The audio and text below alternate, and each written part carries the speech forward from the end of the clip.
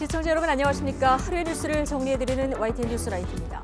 어젯밤 여야 모두 막말 논란을 빚은 후보들에 대해서 경쟁하듯이 공천 취소 결정을 내렸죠. 그러나 여야 막론, 이에 못지않은 막말 리스크들이 다시 남아있어서 어떤 기준을 적용할지 추가 대응 수위도 주목됩니다. 총선 D-26 국민의힘 한동훈 위원장은 호남으로, 이재명 민주당 대표는 영남을 찾아 서로 상대당 텃밭에서 총력 유세전을 펼쳤는데요. 험지 민심을 돌릴 수 있을까요? 잠시 뒤 나이트 포커스에서 전직 의원 두 분과 총선 관련 이슈 분석해보겠습니다. 금요일 뉴스나이트 오늘의 헤드라인 보시고 본격 출발합니다.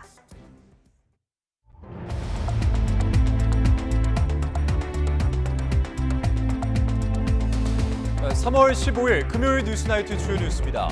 도태우 후보의 공천을 취소한 국민의힘이 발언 논란에 휩싸인 장해찬, 조수현 후보 거취도 고심하고 있습니다. 정봉주 후보의 공천을 취소한 민주당에서는 이재명 대표의 발언이 또 다른 논란에 휩싸였습니다. 이종섭 대사 논란과 관련해서 민주당이 윤석열 대통령과 외교부, 법무부 장관을 공수처에 고발했습니다. 대통령실은 공수처의 부당한 처사와 기밀 유출이 문제라고 반박했습니다. 비대위 회의를 연 의대 교수들이 내일 집단사직 여부를 발표합니다. 전공의 집단사직이 한 달 가까이 이어지면서 병원들의 매출도 급감한 것으로 나타났습니다. 야구계 슈퍼스타 LA 다저스 오타니 쇼헤이 선수가 메이저리그 개막전을 위해서 깜짝 공개한 아내와 함께 한국을 찾았습니다. 김하성이 뛰고 있는 샌디에고 선수단도 도착했습니다. 어제 통영 욕지도 부근 바다에서 어선이 침몰한 사고는 잡은 어획물을 잘못 보관해 배가 무게중심을 잃었던 것으로 추정됩니다. 실종자는 아직 찾지 못했습니다. 이번 주말과 휴일에는 날씨 변화가 무척 심할 것으로 보입니다. 주말인 내일은 고온의 미세먼지가 말썽을 부리겠는데, 일요일엔 비가 내린 뒤 강풍이 불며 미세먼지는 사라지겠지만 기온은 5도에서 6도가량 낮아지겠습니다. 국민의힘이 5.18 폄훼로 비판받은 도태우 후보의 공천을 취소한 데 이어서 추가로 막말 논란에 휩싸인 장해찬, 조수현 후보 등의 거취 문제를 고심하고 있습니다. 더불어민주당 이재명 대표의 2번을 찍든 집에서 쉬라는 취지의 발언도 논란의 중심에 섰습니다. 박광렬 기자의 보도입니다. 난교, 서울 부산시민비아 등 과거 SNS 글로 물의를 빚은 국민의힘 부산 수영의 장해찬 후보가 두 번째 사과문을 올렸습니다. 철없던 20대 시절의 언행을 후회한다며 거듭 고개를 숙였습니다. 5.18 폄훼 발언으로 공천장을 반납하게 된 도태우 후보에 이어 추가로 막말 리스크를 해소해야 한다는 당 안팎의 목소리를 의식한 것으로 보입니다. 그런 행태 때문에 국민의힘 다른 후보들한테도 피해를 주는 거 아니겠습니까? 스스로도 빨리 결정을 하고요. 네. 당에서도 엄중한 조치를 빨리빨리 내려줘야 저는 당이 살지. 실제로 국민의힘 공천관리위는 장해찬 후보와 일제 옹호 논란에 휩싸인 조수현 후보 관련 문제를 진지하게 들여다보고 있습니다. 선거를 불과 20여일 앞두고 수도권과 중도층의 표심을 걱정할 수밖에 없기 때문입니다. 국민의 눈높이에 맞지 않는다고 하면 그 무게가 어느 정도 되는지, 사과 발언과 같은 입장이 그 또한 국민의 눈높이에 맞는지 여부 등에 대해서 저희들이 살펴보고 있고요. 지도부 등 당내 의견을 좀 더 수렴한 뒤 공천 취소 여부 등을 판단할 것으로 보이는데, 민주당 역시 비슷한 논란에서 자유롭지는 않습니다. DMZ 목발 경품 발언 등으로 비판받은 정봉주 전 의원의 공천을 전격 취소했지만, 이번엔 이재명 대표의 살만하면 2번을 찍든지 집에서 쉬라는 말이 문제가 됐습니다. 정권 심판을 강조한 거란 이 대표 측 해명에도 여당은 국민 편가르기이자 투표 권리 무시라며 망언의 끝판왕이라고 맹공을 퍼부었습니다. 대한민국을 후진시키는 대단히 후진 생각이라고 생각합니다. 1번을 찍으실 분이든 2번을 찍으실 분이든 모두 꼭 투표에 참여해 주시라는 말씀을 드립니다. 친문 핵심 전해철 의원을 꺾고 본선에 오른 친명계 양문석 후보까지 막말 논란에 가세했습니다. 과거 칼럼에서 노무현 전 대통령을 불량품이라고 깎아내린 건데, 이재명 대표는 즉답을 피했습니다. 양문석 후보가 노무현 전 대통령이 불량품이라는 발언을 했다는 게 지금 보도가 나왔는데, 잊지 말고 행동해서 이 윤석열 정권의 무도한 폭정을 멈춰주시기를. 총선 승리를 위해 중도층으로 외연 확장이 어느 때보다 절실한 상황에서 이딴 설화가 표심에 악재로 작용하진 않을지 여야는 여론의 향배에 촉각을 곤두세우고 있습니다. YTN 박광렬입니다. 국민의힘 한동훈 비상대책위원장은 민주당의 전통적 아성인 호남을 돌며 지지를 호소했습니다. 특히 5.18 정신을 강조하며 공천이 취소된 도태우 후보의 폄훼 논란 수습에 주력했습니다. 나혜인 기자입니다. 2달 만에 다시 호남을 찾은 한동훈 위원장은 16년 만에 모든 지역구에 후보를 냈다는 점을 부각했습니다. 이른바 험지에서 뛰는 후보들을 격려하며 호남에서 정말 당선되고 싶다고 호소했습니다. 저희가 만약에 호남에서 당선된다면 그거는 단순하게 저 국민의힘의 승리라기보다는 대한민국 전체의 승리가 될 수 있을 거라고 생각합니다. 저희가 더 노력할 것이고. 물가를 잡기 위해 정부와 농축산물 긴급 가격 안정자금 1,500억 원을 추가 투입하기로 협의한 사실을 공개하며 표심을 공약했습니다. 광주에선 5.18 민주화 운동을 폄훼하는 발언으로 물의를 일으킨 도태우 후보 얘기부터 꺼냈습니다. 당 공천관리위의 공천 취소 결정에 공감한다며 5.18 정신을 계승하겠다는 당의 입장엔 변함이 없다고 강조했습니다.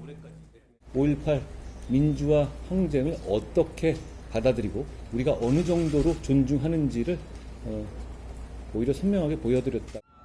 민주화 운동의 상징인 광주 충장로에선 민주당을 견제할 세력이 필요하다고 역설했지만 모든 의석을 달라는 것이 아닙니다. 저희를 일부나마 선택해 주신다면 광주에서 호남에서 광주 시민들의 삶을 증진하기 위해서 민주당과 경쟁할 겁니다. 한 위원장의 방문을 불편해하는 시민들의 목소리도 적지 않았습니다. 여당은 호남에서 광역단체마다 한 명씩 당선자 3명을 내겠다는 목표를 세웠습니다. 후보자 설화 등을 딛고 기대만큼 호응을 얻어낼 수 있을지 주목됩니다. YTN 나인입니다. 더불어민주당 이재명 대표는 비교적 보수세가 강한 곳으로 평가받는 PK 지역을 방문했습니다. 특히 피습 사건 이후 처음으로 부산을 찾아 표심을 공략했습니다. 손효정 기자입니다. 전날 충청권에서 중원 민심을 다졌던 이재명 대표가 이번엔 영남으로 발길을 옮겼습니다. 울산과 부산의 전통시장 등에서 지역 민심을 청취했습니다. 특히 이재명 대표가 이곳 부산 지역을 방문한 건 지난 1월 흉기 피습 사건 이후 처음입니다. 치솟는 물가와 어려운 민생 경제의 원인을 윤석열 정부의 실정 탓으로 돌리며 심판론에 부각했습니다. 부산 시민 여러분들의 시민의식이 얼마나 높습니까? 2년 동안 나라를 이렇게 망쳐버린, 경제를 폭망하게 해가지고 우리 국민들의 삶을 이렇게 어렵게 만든 윤석열 정권 반드시 심판해야 합니다. 흉기 피습 사건도 직접 언급하며 정부와 여당에 대한 비판 수위를 끌어올렸습니다. 사회를 갈등과 대결의 장으로 몰아넣어 나라가 심리적 내란 상태에 빠져들었다고 직격했습니다. 서로 갈등하고 싸우다 보니 야당 대표를 백주대낮에 칼로 목을 찌르는 일이 벌어지지 않습니까? 왜 백주대낮에 저의 목을 이렇게 찔렀는지. 부산 엑스포 유치 실패 등에 실망한 지역 정서 또한 자극했습니다. 약속을 지키지 못한 정부 여당 대신 민주당이 가덕도 신공항 건설과 부산 북항 재개발 등 수건 사업을 추진하겠다고 목소리를 높였습니다. 가덕도 신공항 건설, 부산 북항 재개발, 경부선 고철도 지하화, 민주당표 3대 핵심 사업 추진으로 민주당이 부산 발전을 완수하겠습니다. 이재명 대표는 PK 지역 최대 격전지인 낙동강 벨트도 방문해 지지를 당부했습니다. 여당이 중량급 인사들을 배치해 경쟁에 뛰어든 만큼 직접 힘을 실어주겠다는 의지로 풀이됩니다. YTN 손효정입니다. 조국 혁신당이 조국 대표와 황운하 의원 등이 포함된 총선 비례대표 후보자 20명의 명단을 공개했습니다. 조국 혁신당은 후보자 신청을 한 101명 가운데 도덕성과 전문성, 정체성, 총선 적합도 등을 기준으로 심사해 남성 10명과 여성 10명을 선정했다고 밝혔습니다. 조국 혁신당은 내일 후보자 정견 발표에 이어서 모레부터 이틀 동안 진행되는 당원과 국민참여선거인단 온라인 투표를 통해서 최종 후보 순번이 확정된다고 설명했습니다. 이종섭 주 호주 대사의 출국 논란과 관련해 더불어민주당은 윤석열 대통령을 범인 도피 혐의로 고발하며 공세 수위를 높였습니다. 국민의힘은 야당과 공수처가 함께 선거에 개입하려는 의도라고 반발했습니다. 박기환 기자입니다. 민주당은 이종섭 대사의 출국 금지 해제 논란과 관련해 윤석열 대통령을 정조준했습니다. 정부 부처를 움직여 이 대사 출국을 도울 수 있는 사람은 대통령뿐이라며 범인 도피죄 등으로 고위공직자 범죄수사처에 고발한 겁니다. 대사 임명, 출국 과정에서 법무부, 외교부 등이 전부 다 동원이 됐던 것으로 보여지고 이 모든 기관들을 움직일 수 있었던 사람은 바로 대통령 아니었는가. 조태열 외교부 장관과 박성재 법무부 장관도 고발 대상에 포함됐습니다. 국회에서도 공세는 이어졌습니다. 국방위와 법사위를 단독 소집해 이 대사 출국 경위를 따져야 한다며 날을 세웠습니다. 공수처의 반대도 불구하고 이렇게 했다는 것은 정말 문제가 있고 우리 법사위에서는 반드시 이 점에 대해서 법무부 장관을 출석시켜서 이 사건을 무마하거나 수사를 지연시키려고 하는 목적이 아니었는지. 정부 여당은 합의되지 않은 일방적인 개의라면서 대부분 참석하지 않았습니다. 국민의힘은 특히 주 호주 대사 임명은 수사와 별개로 이뤄진 사안으로 수사 무마 목적은 없다고 반박했습니다. 오히려 출국 금지 조치 등 수사 기밀을 흘리고 확대 재생산하는 것이야말로 여론 조작이자 선거 개입이라고 쏘아붙였습니다. 선거 때마다 있어온 여론 조작의 과정과 다를 바 없습니다. 만약 공수처가 의도적으로 수사 기밀을 흘리고 있다면 이는 매우 심각한 범죄일 뿐만 아니라 민주주의를 뒤흔드는 선거 개입입니다. 하지만 격전지인 수도권을 중심으로 여당 일각에선 우려의 목소리가 이어졌습니다. 선거를 앞두고 여론이 흔들릴 수 있는 만큼 임명 철회 등 조치에 나서야 한다는 겁니다. 그래서 이재명 그 피의자가 사법 리스크를 회피하는 것에 대해서 비판을 해오던 입장에서 조금 이 부분이 좀 걸린다 이런 지적들이 있기 때문에 그런 걸 잘 감안해 주시길 바라겠고요. 한동훈 비상대책위원장은 공수처에 수사 요청이 있을 때 이 대사가 즉각 응하면 된다며 일단 말을 아꼈습니다. 총선을 20여일 앞두고 야당의 공세가 거세지는 가운데 한 위원장이 임명 철회를 정부에 요구할지 아니면 대통령실과 함께 정면 돌파에 나설지 주목됩니다. YTN 박견입니다. 대통령실은 이종섭 주 호주 대사 임명이 피의자 빼돌리기라는 주장은 어불성설이라면서 고위공직자 범죄수사처의 부당한 처사가 문제라고 지적했습니다. 대통령실은 오늘 홈페이지에 사실은 이렇습니다 코너 게시물을 통해 공수처의 부당한 출국 금지와 조사 지연, 수사 비밀 유출이 문제라면서 특히 구체적인 수사 상황이 언론에 유출된 것은 철저한 수사로 밝혀내야 할 거라고 강조했습니다. 대통령실은 앞서 YTN에 이종섭 사태를 공수처와 더불어민주당 좌파 언론이 결탁한 정치 공작으로 의심된다고 밝혔는데 공식 홈페이지를 통해 6가지 쟁점을 반박하며 적극적인 여론전에 나선 것으로 풀이됩니다. 전국 24개 의대 교수들의 집단 사직 여부를 결정하기 위한 회의가 열렸습니다. 결과는 내일 오전에 발표하는데 교수들마저 병원을 집단 이탈하면 의료 공백이 커지는 것은 물론 이번 사태가 파국으로 치달을 거라는 우려가 큽니다. 김연아 기자입니다. 전국 24개 의대 교수 비대위는 회의를 열고 사직 여부와 이후 대응 방안 등을 논의했습니다. 회의 결과에 따라 전공의 이탈 한 달 만에 의대 교수들까지 병원을 떠날지 최종 결정됩니다. 회의에 앞서 이미 서울대와 가톨릭대, 울산대 비대위 등 빅5 5곳 가운데 3곳이 사직을 결의했고 다른 곳들 역시 사직 논의가 진행 중입니다. 교수들까지 정말 사직서를 내면 상황이 최악으로 치달을 거라는 우려가 커지는 가운데 정부는 교수들에게 환자의 생명과 건강을 위해 사직 대신 제자들을 설득해달라 당부했고 전공의와 의대생들을 병원과 학교로 돌아오도록 설득해야 할 교수님들이 환자를 떠나 집단 행동을 하는 것을 국민들은 결코 이해할 수 없을 것입니다. 의료계에선 정부가 의대 증원 2,000명을 포함해 의료개혁 정책 모두 의협과 전공의 등과 다시 대화해야 한다는 주장이 잇따랐습니다. 인구 소멸의 위기를 겪고 있고 최근 과학의 발전으로 AI와 로봇이 모든 분야의 변화와 발전을 주도하고 있다. 이러한 현실에서 12년 후 의사 수를 크게 늘리는 것이 과연 옳은 정책인가? 교수들이 최종적으로 집단사직을 결의하면 지난 한 달 어렵사리 버텨왔던 비상진료 체계가 크게 흔들리게 될 전망입니다. 교수들이 필수 응급의료는 유지하더라도 수술과 진료가 줄 수밖에 없고 그나마 남아있던 전공의와 전임의 등에게도 영향을 줄 수 있기 때문입니다. 정부는 즉각 진료 개시 명령을 내린다는 계획이지만 의정 강대강 대치가 극단적 악순환으로 치닫게 될 가능성도 커서 환자와 가족들의 마음만 타들어가고 있습니다. YTN 김현아입니다. 의료기관에서 근무하며 월급을 받는 봉직 의사 10명 가운데 9명이 전공의에 대한 사법 조치가 있으면 단체 행동에 나설 의향이 있는 것으로 나타났습니다. 대한병원 의사협의회는 봉직의 회원 3천여 명을 대상으로 설문조사한 결과 전공의를 비롯한 의사회원이 면허 정지 등의 처벌을 받으면 사직서 제출 같은 단체 행동이 필요하다고 답했다고 밝혔습니다. 정부의 의대 증원 정책에 대해서 96%가 부당한 조치로 받아들일 수 없다고 답했고 정부 방침에 동의한다는 답변은 10명 0.3%에 불과했습니다.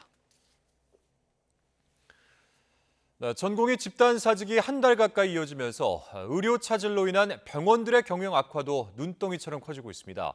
빅5 대학병원들은 하루 매출이 작년 대비 10억 원 넘게 줄었고 서울대병원은 자금 유통을 위한 마이너스 통장 한도를 기존의 2배인 1,000억 원으로 늘렸습니다. 홍선기 기자가 보도하겠습니다.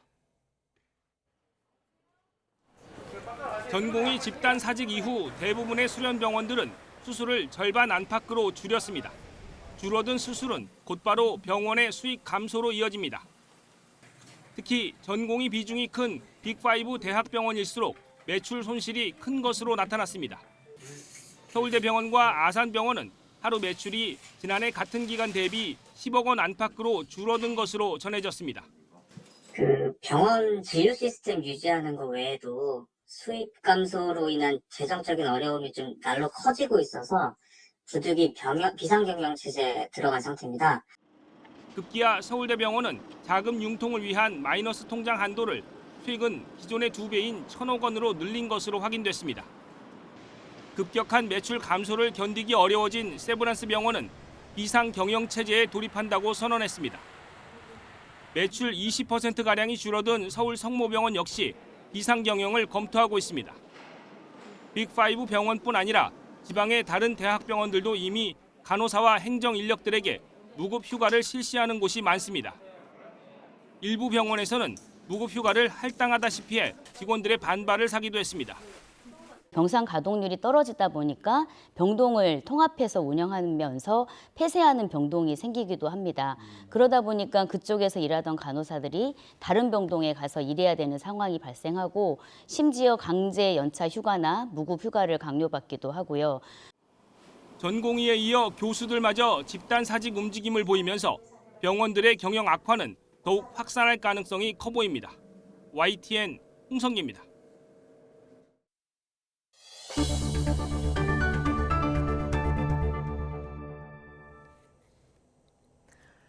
오늘 아침 수도권 지하철 3호선 일부 구간이 전기 공급 문제로 운행에 차질을 빚었습니다. 인근 버스 정류장으로 승객들이 몰리는 등 일대 교통대란이 빚어져 출근길 시민들이 큰 불편을 겪었습니다. 윤태인 기자입니다.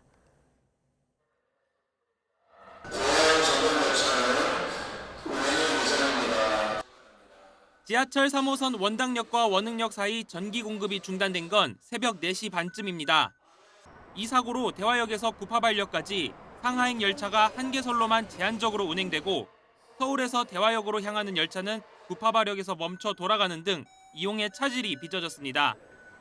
열차가 줄줄이 지연되면서 출근길에 나선 시민들은 뒤늦게 부랴부랴 발걸음을 돌려야 했습니다.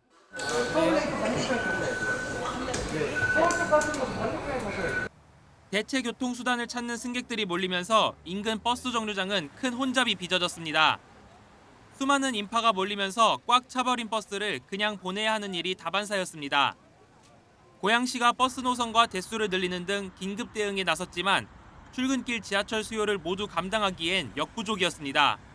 버스도 이제 너무 사람이 몰려가지고 버스가 계속 터져서 원래 평소 여기까지 30분밖에 안 걸리는데 한 시간 50분 정도 걸린 것 같아요. 10시까지 원래 가야 되는데 지금 많이 늦었거든요.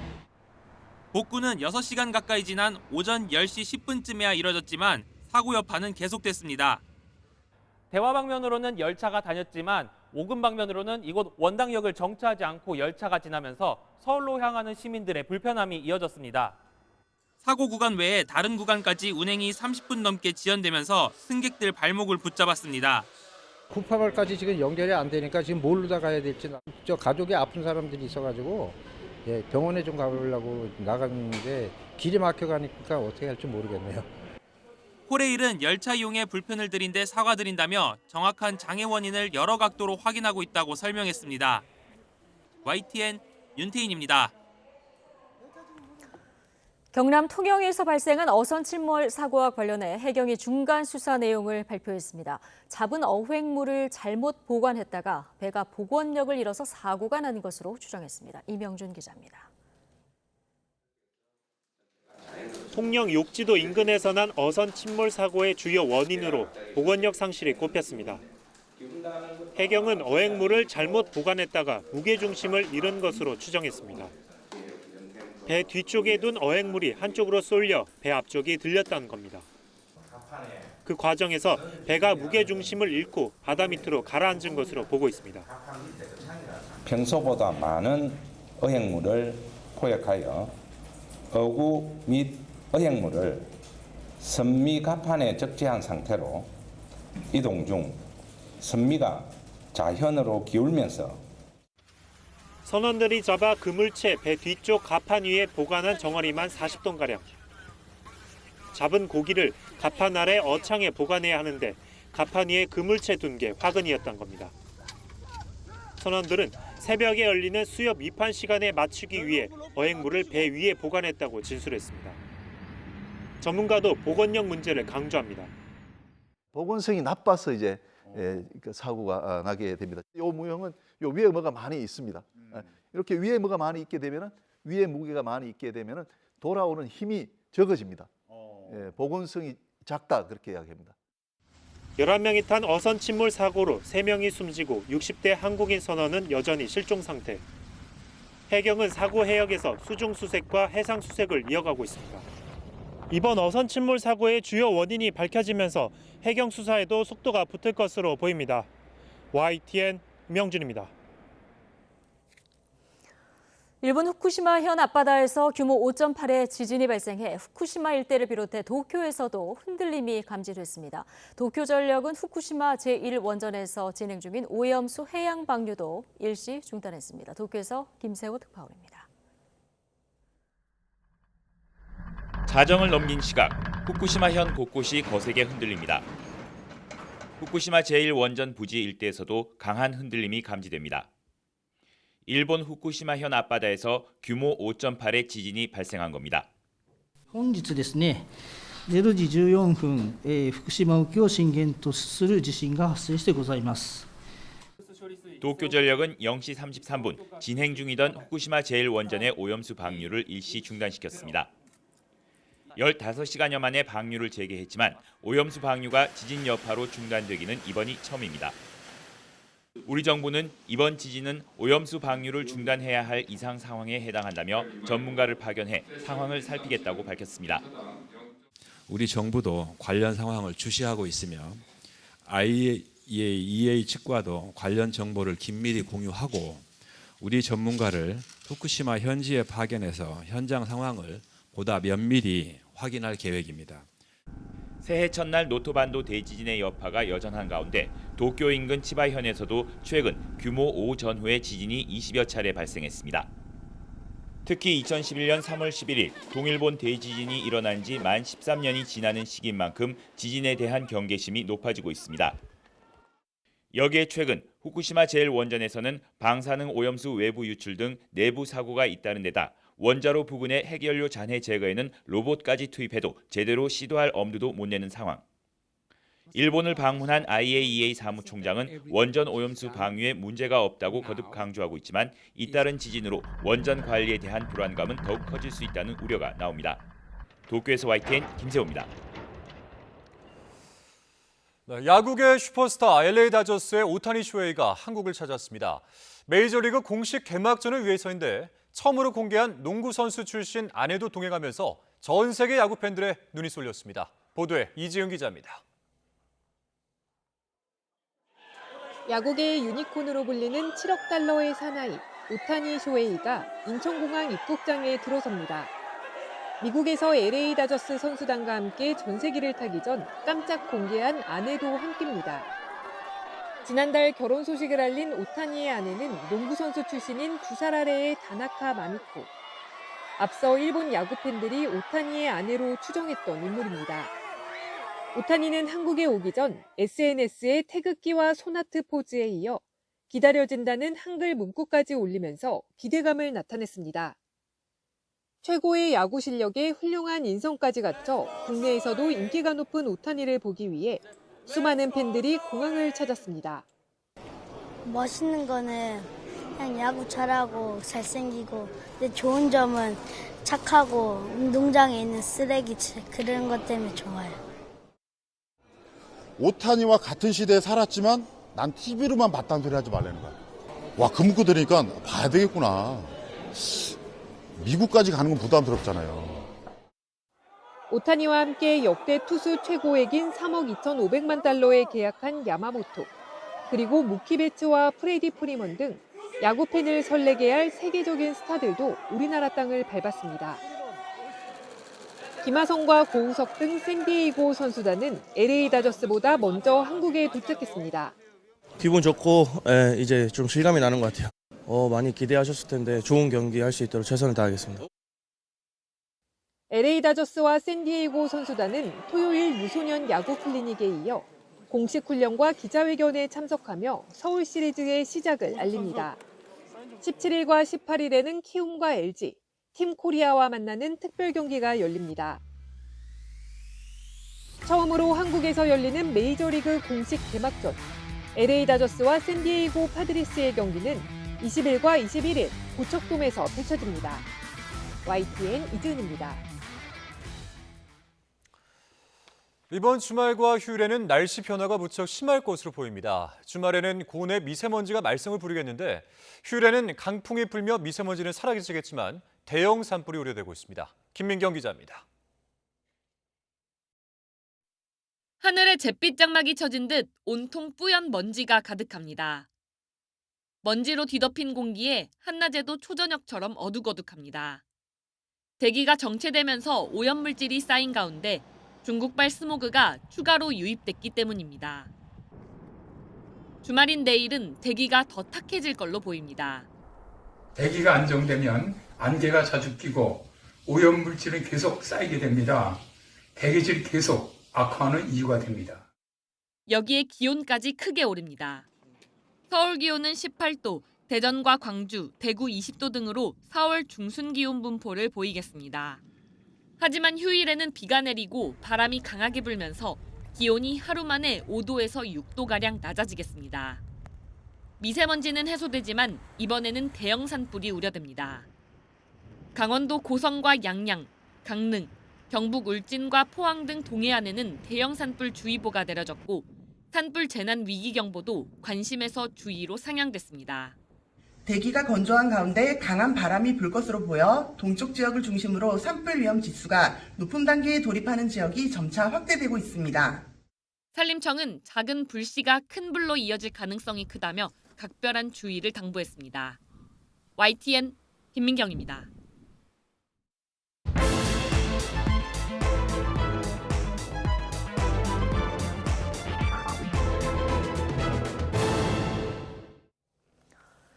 정치권 관심 뉴스들 진단해보는 나이트 포커스. 오늘은 정호김, 김효정 전직위원 두 분 모셨습니다. 어서 오십시오.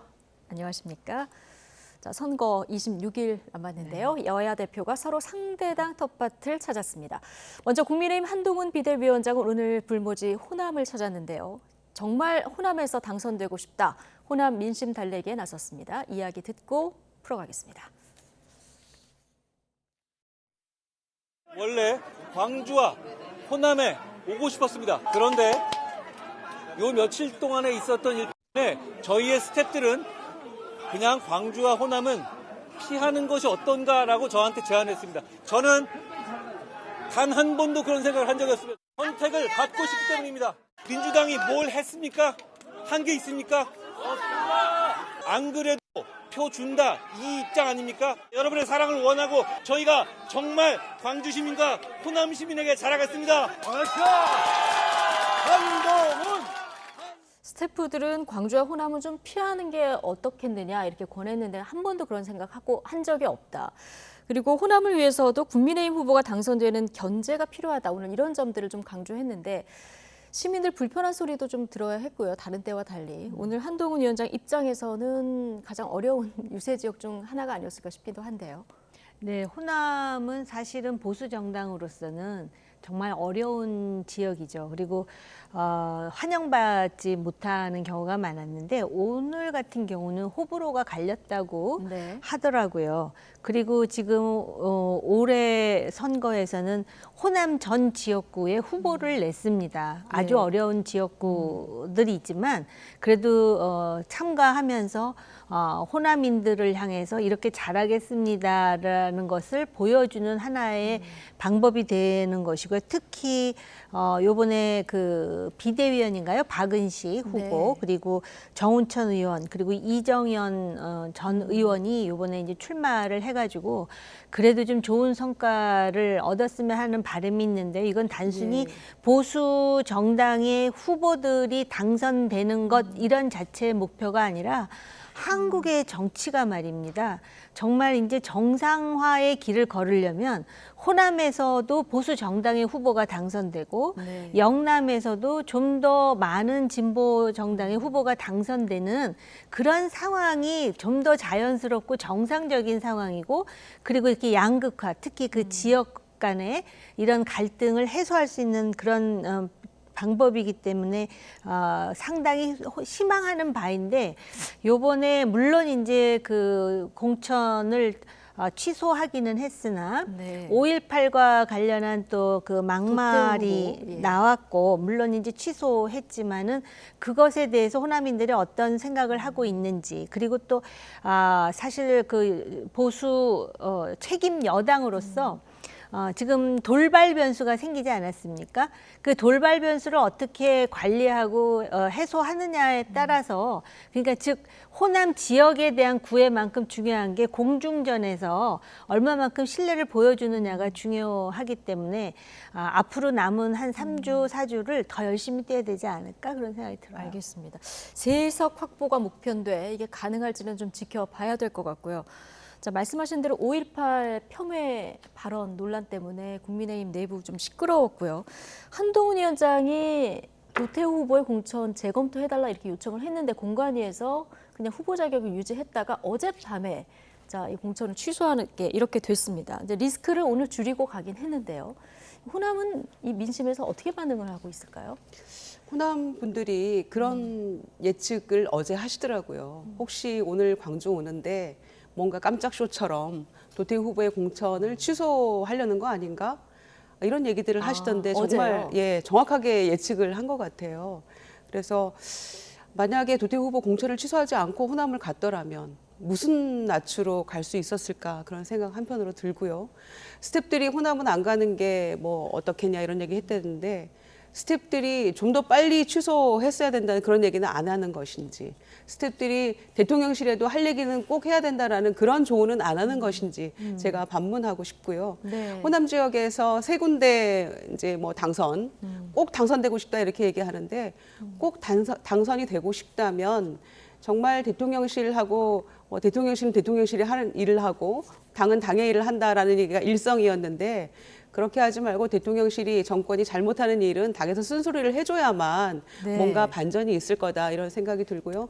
호남에서 뭐 특별히 뭔가를 요구하는 게 아니고 정말 피땀 흘려서 쌓아놓은 민주주의가 정말 이렇게 후퇴하고 있는 것, 언론에 대하는 것도 그렇고 국민들에게 입 틀어막고 이런 거 하지 말아라 라는 게 호남의 민심입니다. 호남이 특별히 뭔가를 더 바라는 건 아니거든요. 그래서 그런 것들을 제대로 하지 못하면서 말로만 정말 당선되고 싶습니다라고 외친다고 그게 가능한 일은 아니거든요. 그래서 한동훈 위원장이 어제 그래도 공천을 취소하고 갔기 때문에 그나마 지금 낯을 들고 이런 얘기를 할 수 있다고 생각하는데 그러나 반면에 또 대통령실의 시민사회 수석이 5.18 또 배후설 이런 얘기 또 꺼내가지고 또 찬물을 끼얹지 않았습니까? 예. 그러니까 무슨 두더지 게임 하듯이 여기저기서 튀어나오고 하나 수습하면 또 하나 나오고 정말 이 정권의 DNA인지 국민의힘의 DNA인지 모르겠습니다만은 계속해서 반복되고 있으면서 호남에서 당선되고 싶다. 정말 이건 허공에 대고 외치는 거랑 비슷하기 때문에 네. 한동훈 위원장은 뭔가 다르다는 걸 보여주려면 할 얘기는 해야 된다. 그렇게 생각합니다. 네, 대통령을 향해서라도 잘못된 일이 있으면 할 얘기는 해야 된다. 자, 당의 일은 당이 하겠다는 이 약속을 지켜야 된다 이런 말씀 해주셨는데, 자 그런데요. TK지역 민심은 좀 다른 것 같습니다. 오늘 홍준표 대구시장하고 조원진 우리공화당 대표 얘기를 좀 저희가 묶어봤는데요. 홍준표 대구시장은 공당의 공천이 호떡 뒤집 비판도 아니고 이랬다 저랬다 한다. 매일 하는 쇼는 셀카 찍는 일뿐이니 그래가지고 선거가 되겠냐. 누가 봐도 한동훈 위원장 겨냥한 발언이고요. 도태우 공천 취소한 국민의힘의 분노. 자, 대구 시민들의 자존심을 두 번 짓밟았다. 있을 수 없는 망천이다. 조원진 우리공화당 대표는 이렇게 얘기를 했는데, 자, 수도권과 영남의 민심의 온도차가 참 큰데 이게 뭐 국민의힘이 갖고 있는 딜레마라고 봐야 됩니까? 뭐 그런 면도 있을 거예요. 그런데 제가 볼 때는 오히려 정치인들이 그 TK 지역의 유권자를 향해서 자신의 정치 공학적 계산을 반영하는 게 아닌가 그런 생각이 드는 이유가 홍준표 대구시장 같은 경우는 이제 그 도태우 후보를 이제 공천을 유지했다가 다시 이제 취소하는 거에 대해서 비판하는 거 아니겠습니까? 네. 그런데 보면은 매일 하는 쇼는 셀카 찍는 일이다 그러면서 한동훈 위원장을 공격하잖아요. 홍준표 시장이 왜 대구로 내려갔을까요? 결국은 지난 대통령 경선에서 당심에서 밀렸다라고 생각을 하는 거예요. 네. 그래서 대구로 간 거고 그러다 보니까는 그 대구를 중심으로 하는 그 당원들로부터 소구력 있는 그런 발언을 굉장히 많이 하는데 이제 뜻밖의 복병 내지는 강력한 경쟁자가 한동훈 위원장 아니겠습니까? 그러다 보니까는 굉장히 그 정치 공학적으로 또 두뇌 회전이 좀 빠르신 분이 아니겠어요? 그러다 보니까 이제 그런 발언을 하는 거라고 물론 제 개인 생각이지만 그렇게 하는 것이고 조원진 전 의원 같은 경우는 결국은 지금 본인이 소속한 정당을 중심으로 해가지고 소위 그 우파 진영의 표를 하나라도 더 얻겠다라는 그런 고려가 있기 때문에 이런 발언을 하는 건데요. 대구는 한때 이준석 대표가 대표 경선에 나섰을 때 과감하게 탄핵의 강을 건너야 한다 그랬을 때 그거를 받아들였던 시민들이에요. 네. 그렇기 때문에 대구 시민들을 마치도 굉장히 강성 우익이다라고 단순화시키는 거는 오히려 저는 대구 시민들에 대한 예의가 아니라고 봅니다. 예. 그래서 지금 도태우 후보가 뭐 여러 가지로 장점도 있겠죠. 그런데 분명히 문제되는 발언을 했던 것이고 그거에 대해서 보수 정당으로서 5.18의 정신에 대해서 어떤 생각을 하느냐를 보여주는 게 도태우 후보에 대한 처리였어요. 그런 차원에서 이런 뭐 각자의 자기 생각을 이렇게 표출하는 거는 자유입니다만은 저는 정치 공학적 계산이 상당히 많이 들어가 있다라고 보여요. 네, 정치인 개개인 입장에서 어떤 이해관계가 담긴 발언이다. 이제 정호김 의원께서는 이렇게 해석을 해주셨는데, 자, 뭐 국민의힘에서 정우택 후보, 도태우 후보 공천 취소하긴 했습니다만은 막말 논란이 아직 남아 있습니다. 특히 지금 장해찬 후보 같은 경우에는 하나 나오면 또 하나 나오고 계속 좀 불거지는 이런 상황이라서요. 뭐 여러 차례 고개를 숙이고 뭐 기자회견 열어서 잘못했다 얘기도 하고 있습니다만 이거 당에서 앞으로 어떻게 판단할지 좀 주목해서 봐야 될 대목이에요. 거의 장해찬 후보는 그러니까 생물학적으로 나이가 젊다고 해서 정말 건전한 사고를 가진 청년이라고 볼 수 있는가에 대해서 정말 다시 한번 생각하게 되는 그 국민들에게 기회를 주는 이런 모습이 아닌가 생각이 듭니다. 그러니까 거의 막말의 화수분 아닌가 그런 생각이 들 정도로 정말 그 과거에 SNS나 또는 뭐 했던 발언이라고 합니다만은 정말 쏟아져 나오는 것들이 도저히 상식적으로 이해가 안 되는 발언들이 너무 많아요. 그리고 뭐 서울 시민, 부산 시민, 부산에 출마하면서 부산 시민에 대한 뭐 여러 가지 비하 발언도 있고요. 뭐 남녀노소 뭐 동물 학대에 이르기까지 뭐 마약 예찬에 이르기까지 다양하게 안 건드린 분야가 없을 정도로 쏟아냈는데 저는 과유불급이란 말도 있습니다만은 이런 부분들은 정말 과하다 싶을 정도로 뭔가 조치를 취해야만 국민들이 조금 납득이 되실 거라고 생각을 하거든요. 그래서 본인이 뭐 12일 또 뭐 오늘도 고개를 숙이고 했다고 하는데 과연 그것으로 사람이 달라질 수 있을까? 저는 크게 달라지지 않을 거라고 생각하고요. 그리고 과거에 뭐 20대 때 했던 일들이다 이렇게 본인이 항변하고 있습니다만은 최근에 보여준 모습도 최고위원으로서의 역할 또 방송에 나와서 보여줬던 모습들도 저는 크게 달라 보이지 않았거든요. 그래서 과연 이걸로 마무리 지을 수 있을까? 왜냐하면은 뭐 부산, 뭐 TK, PK 이쪽은 그래도 국민의힘의 텃밭이라고 할 수 있는 곳이어서 어떻게 생각할지 모르겠습니다만은 그 여파가 수도권이 정말 흔들리는데 일조를 하고 있거든요. 그러니까 국민의힘의 이 수도권 후보들은 작년에 당에서 자체적으로 판단했을 때 서울에서 6군데밖에 승산이 없다 이런 판단도 했잖아요. 그런데 최근에 분위기가 조금 좋아지다가 다시 지금 떨어지고 있는 거에 일조하고 있는 게 이런 후보들의 막말이고 장해찬 후보도 크게 지금 일조하고 있다고 생각을 하거든요. 그래서 뭐 논의는 한다고 하는데 도태우 후보처럼 길어질수록 정말 그 밑바닥을 헤집고 다니는 후보들은 바닥 민심을 정말 온몸으로 느끼고 있거든요. 근데 굉장히 억울하죠. 본인의 자질이나 능력과 무관하게 이런 막말, 바람 때문에 본인이 거의 이제 낙선할 수도 있다. 이런 두려움이 지금 밀려오고 있는 거기 때문에 후보들이 반발이 심한 거거든요. 그래서 정말 적절한 조치가 신속하게 이루어져야 된다. 다음 주가 벌써 후보 등록이지 않습니까? 그렇죠. 뭐 막말 후보 지역구 한석뿐만 아니라 다른 후보들에게까지 영향을 미칠 수 있기 때문에 이건 좀 과하다 싶을 만큼 대처하는 게 맞다는 의견이신데요. 자, 오늘 여당의 공관위도 국민 눈높이에 맞는지 좀 보는 중이다라고 얘기했는데 어떻게 될 것 같습니까? 그러니까 이 공관위가 말입니다. 지난번 도태우 후보의 경우에도 처음에 이제 문제되는 발언이 나왔을 때 당 비대위원장이 재검토 요구했고 그러자 공관위에서 만장일치로 공천 유지를 했어요. 그러다 또 하루 이틀 지나서 취소를 했단 말이죠. 그런데 만약에 가정법적으로 민주당이 정봉주 후보의 막말 때문에 상당히 이제 고민하고 있을 때 국민의힘이 신속하고 기동성 있게 그리고 단호하게 좀 더 훨씬 일찍 선제적으로 이런 막말 정치인에 대해서 이거는 대한민국의 미래라든지 또 젊은이들에게 어떤 귀감이라든지 한국 사회의 정체성이라든지 여러 가지 측면을 볼 때 선제적으로 취해야 될 그런 조처였거든요. 그랬으면 아마 훨씬 칭찬을 받지 않았을까요? 근데 지금 똑같은 시행착오 비슷한 행동을 장해찬 후보를 향해서도 하고 있는 거예요. 어떤 사람이든 장점도 있고 문제점도 있겠죠. 장해찬 후보도 뭐 장점이 많은 정치인으로 알고 있어요. 근데 지금 선거가 30일도 안 남은 데다가 지금 나타나는 막말이 굉장히 심각해. 저는 그렇게 느꼈습니다. 예를 든다면은 20대 때 치기 어린 젊은 그 뭐라 그러나 피 끓는 청년의 그런 발언 내지는 주장이라고 하기에는 정말 낯익지 않은 너무 낯설은 얘기가 많이 들어있다는 것이죠.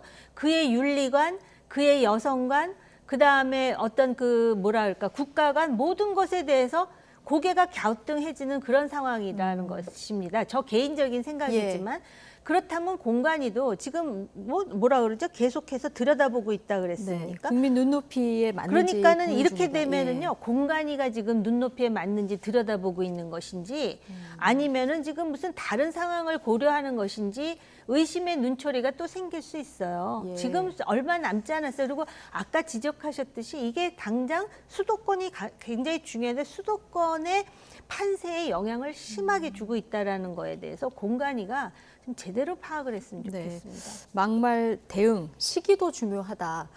자, 일제시대 옹호 글을 올려서 또 논란이었던 이것도 물론 과거 글입니다만 조수현 후보도 논란이었는데 오늘 뭐 광복회장 찾아서 큰절하면서 사과도 했습니다만, 자, 이게 지금 막말의 기준을 어디까지 용인을 해야 되는지, 이건 뭐 여야 막론하고 기준을 뭐 그때그때 달리 적용할 수도 없고, 그렇다고 뭐 후보 공천하는 거 다 취소하기도 좀 어렵고, 이거 어떻게 해야 됩니까? 그래서 사전에 좀 이런 것들은 네. 좀 제대로 검증이 됐어야 되는데 그게 좀 미진했다고 네. 생각하고요. 요즘에는 다 디지털 아카이브에 다 이런 게 저장이 돼 있어서 그냥 우리도 보통 들어가서 이름 검색하면 쭉 나오잖아요. 그런데 시스템 공천이라고 다들 주장하면서도 이런 걸 걸러내지 못했다는 것은 모든 당들이 다 공의 반성이 네. 필요한 부분이라고 보고요.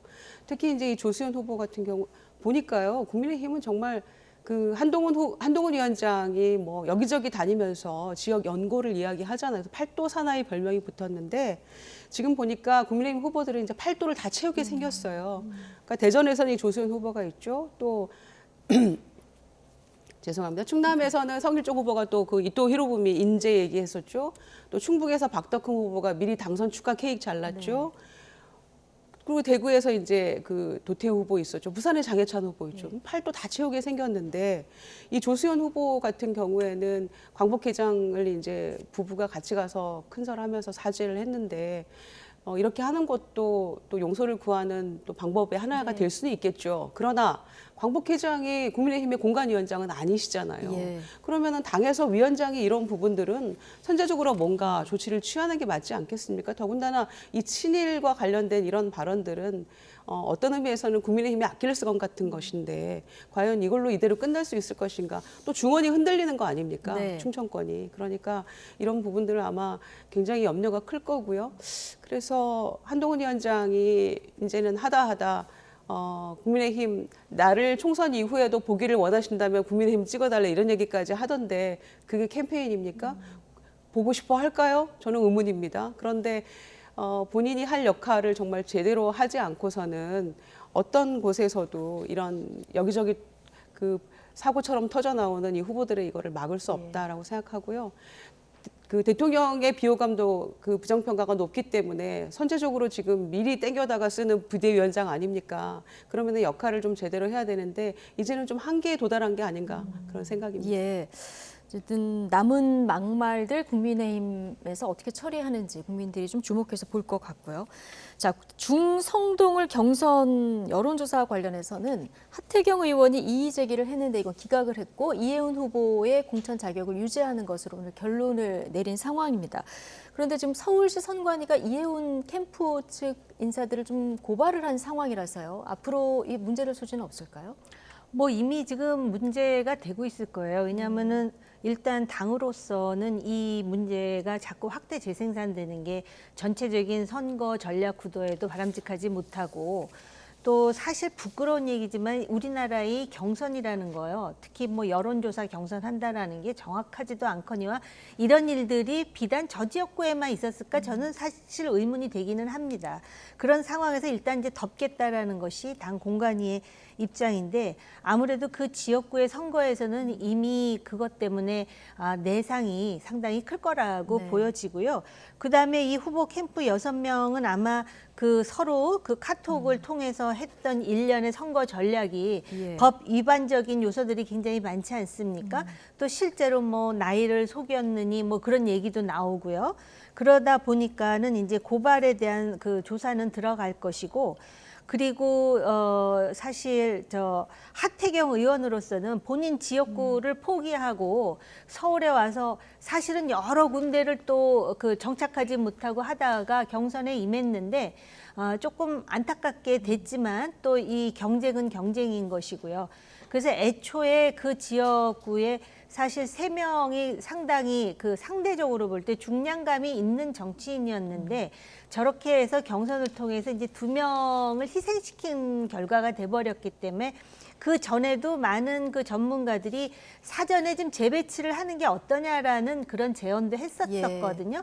근데 아무튼 이번 그 공천 과정을 보면은 결과론적으로 보면은 많이 바뀌지는 않았는데 그래도 가장 그 희생을 한 그 정치인이라고 한다면은 장제원과 하태경이 아니었나. 물론 예. 이제 장제원 의원의 지역구에 장제원 의원의 최측근이 또 공천을 받은 것에 대해서 물론 논란이 있기는 하지만 그렇게 돼버렸습니다. 네.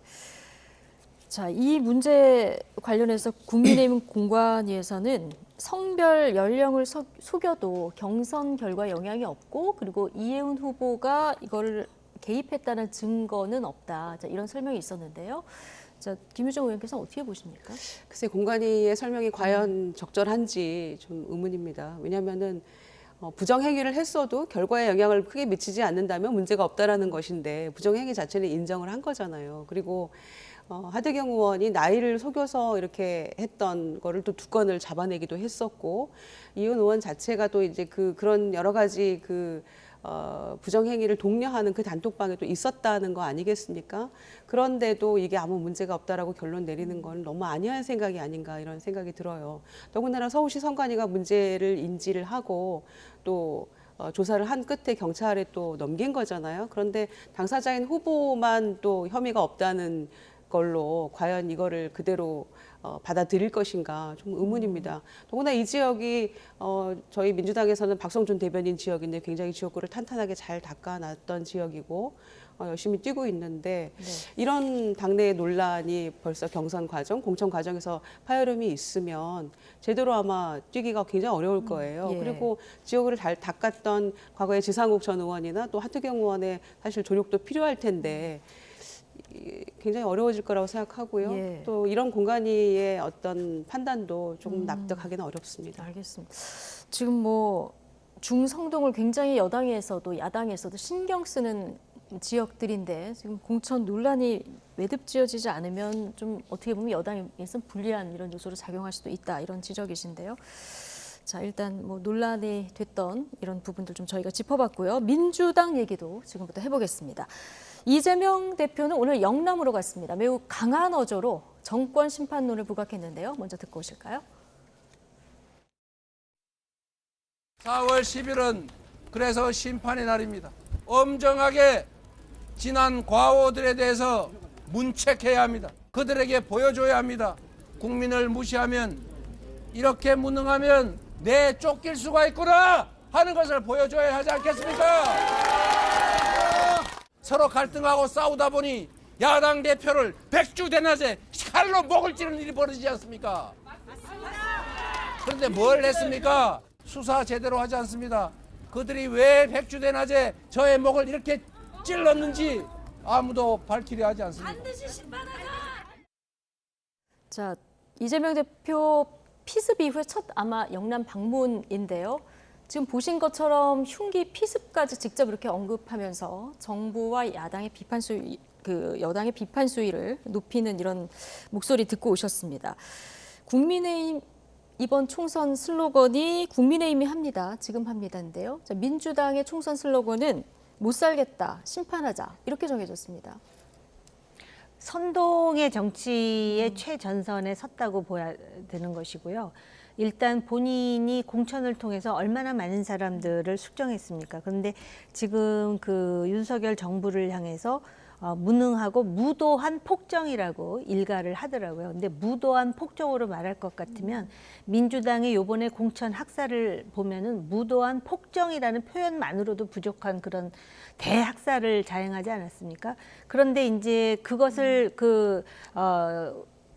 관심을 전환시키기 위해서는 이제 정권 심판으로 가야 되는 것이고 사실은 그런 일환으로 지금 무슨 얘기를 하냐면 국민을 무시하면 내쫓길 수가 있구나. 그러니까 네. 표현은 안 했지만 거의 그러면 뭐 대통령을 또 한번 탄핵이라도 하자는 거야라는 생각이 들 정도의 상당히 그 의회 민주주의의 주역들을 뽑는 대 이벤트가 바로 이번 총선인데 본인들은 지금 뭐 직접 민주주의라는 미명하에 그런 것까지 지금 선동을 하면서 지금 정치 캠페인으로 삼고 있다라는 것이 참으로 개탄스럽습니다. 특히 제가 안타깝게 생각하는 거는 본인의 테러는 분명히 외로운 늑대에 의한 그러한 테러였음에도 불구하고 마치 배후에 배후에 누군가가 있는 것처럼 서로 갈등하고 싸우다 보니 야당 대표를 백주 대낮에 칼로 목을 찔렀다 막 이런 식으로 정말 너무 강한 그런 표현을 써가면서 저기가 아마 부산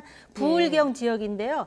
본인이 그 테러를 당하고 부산에서 치료받지 않고 서울로 전론한 것에 대한 부산 시민들의 불만과 비판이 굉장히 큽니다. 그러니까 그런 것도 좀 주의를 돌려보려는 그러한 정치적 의도가 있는 것인가 의심할 정도의 저렇게 강력한 얘기를 하는데 물론 이 총선이 중간 선거의 성격을 띠고 있고 또 정부 뭐 심판할 수 있지만 과연 제1야당의 대표로서 그 내용이 저러해야만 하는 것인지 좀 더 정책적으로 일목요연하게 비판할 수 있는 것이 오히려 중도 무당층에게 더 설득력이 있었던 것은 아닌지 그런 비판적인 생각이 듭니다. 예.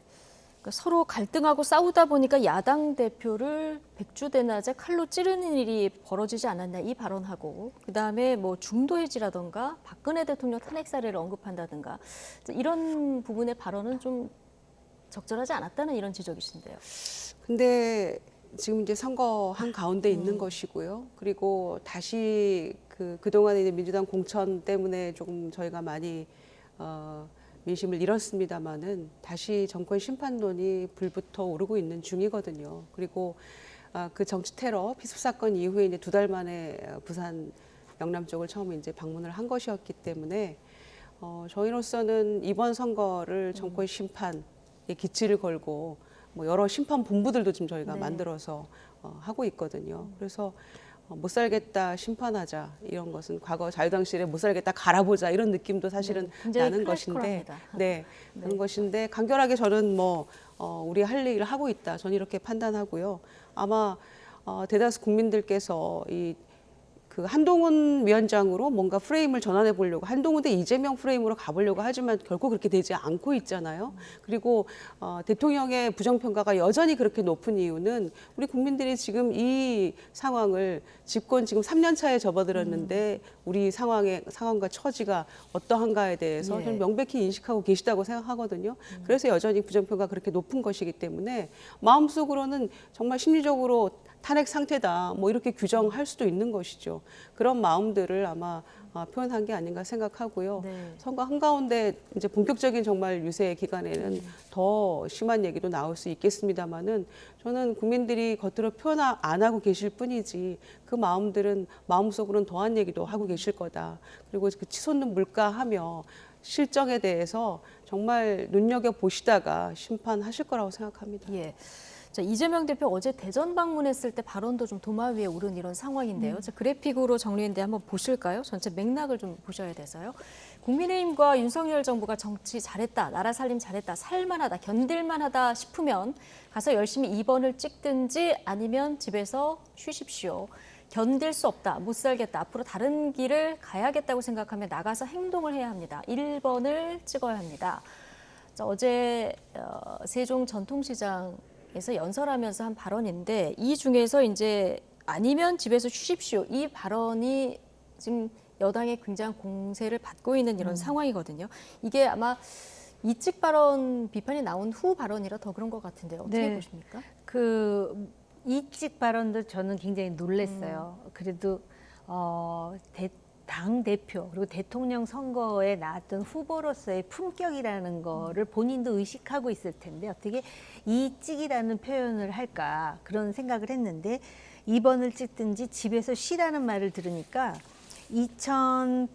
그게 2004년에 총선이었을 거예요. 당시에 노무현 전 대통령 탄핵의 와중에 총선을 치르면서 당시 열린우리당이 압승을 하지 않습니까? 근데 훨씬 더 대승을 할 수 있었는데 그때 당대표가 정동영 대표였을 거예요. 근데 아마 제가 지금 정확한 워딩은 생각나지 않는데 노인들은 집에서 쉬시라 아마 뭐 그런 취지로 얘기를 해가지고 대학생들과의 강연 자리에서 그래서 그것 때문에 그 상당한 반발이 있어서 본인도 비례대표 후보를 사퇴하고 생각보다 좀 그 승기가 약화된 그런 일이 있었는데 집에서 쉬라고 하니까 딱 그 말이 생각나더라고요. 왜냐하면은 민주당의 경우는 선거 때마다 더 많은 유권자들이 나와서 투표하기를 원하지 않았습니까?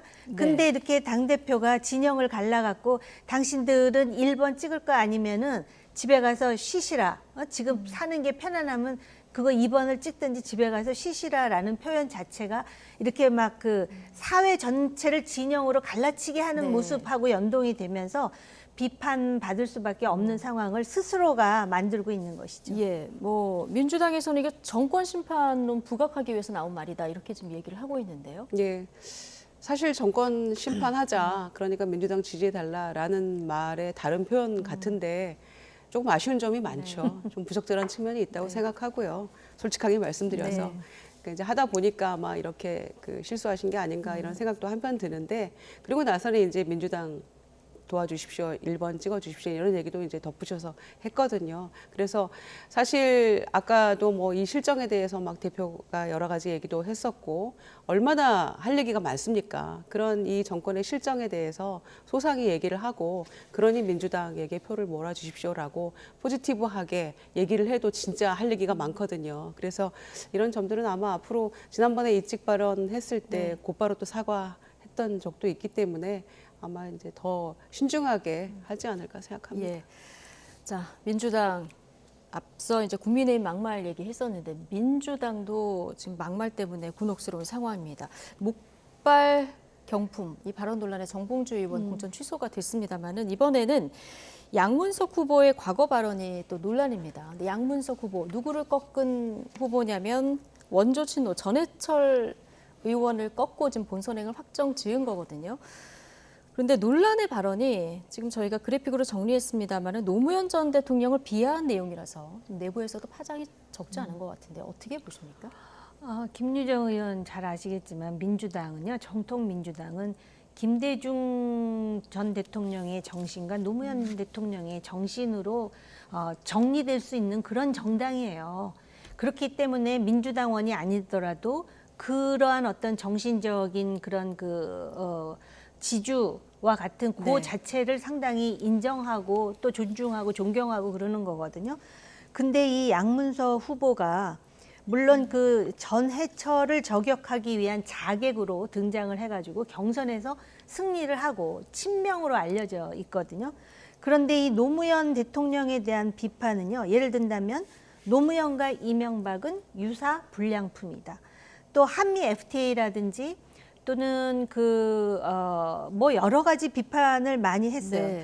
그리고 비명에 대해서는 쓰레기, 바퀴벌레, 한미 FTA에 대해서도 국민 60에서 70%가 반대했음에도 밀어붙인 노무현 씨나 이명박 씨나 어찌 이리 닮았나. 근데 그 당시에 한미 FTA를 반대한 사람들의 퍼센티지가 이게 아니에요. 제가 알기로는, 기억하기로는. 그러면서 낙향한 대통령으로서 우아함을 즐기는 노무현 씨에 대해 참으로 역겨움을 느끼지 않을 수 없다. 그러면서 최근에 그 친문이나 비명에 대해서 수박의 뿌리요, 수박 그 자체인 전해철과 싸우러 간다.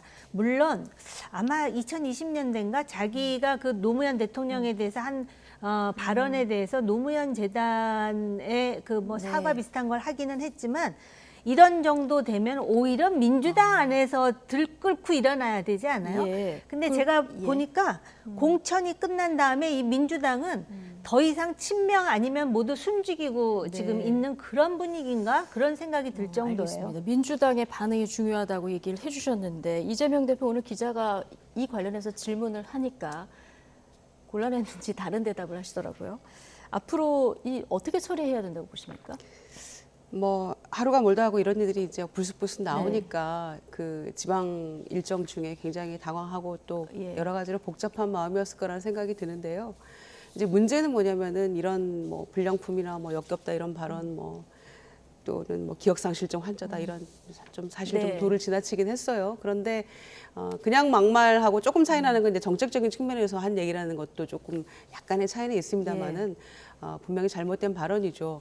중요한 거는 노무현 재단 이사장인 정세균 이사장이 당에 요구를 했어요. 뭔가 조치를 취해야 된다 이렇게. 그래서 아마 오늘 밤에 여러 가지 이 부분까지를 포함해서 논의가 되지 않을까 이렇게 생각하는데요.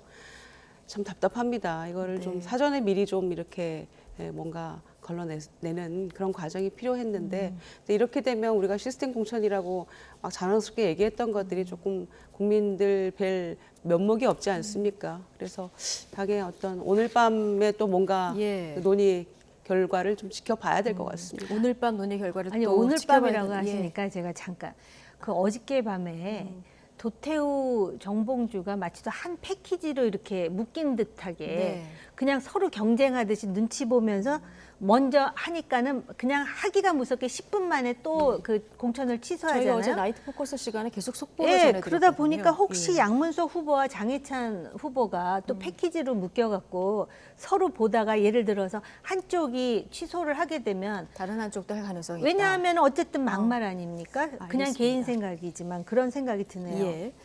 자, 어쨌든 공천이 취소된 정봉주 후보.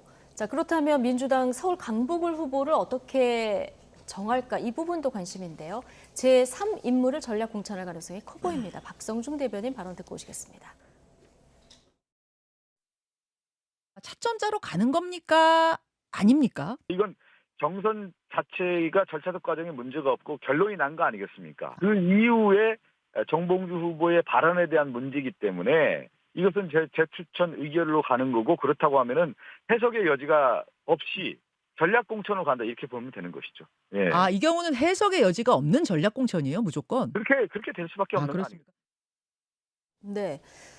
그러니까 경선 결과가 이미 나왔고 그 이후에 후보 발언이 문제가 돼서 낙마한 경우기 때문에 이건 해석의 여지 없이 전략 공천으로 가는 게 맞다는 설명인데 4년 전에는 경선 2위가 승계한 적이 있다면서요? 그렇습니다. 부산에서 있었을 뿐만 아니라 우리가 오후에 제가 김유정 의원과 만나서도 그 얘기를 했는데요.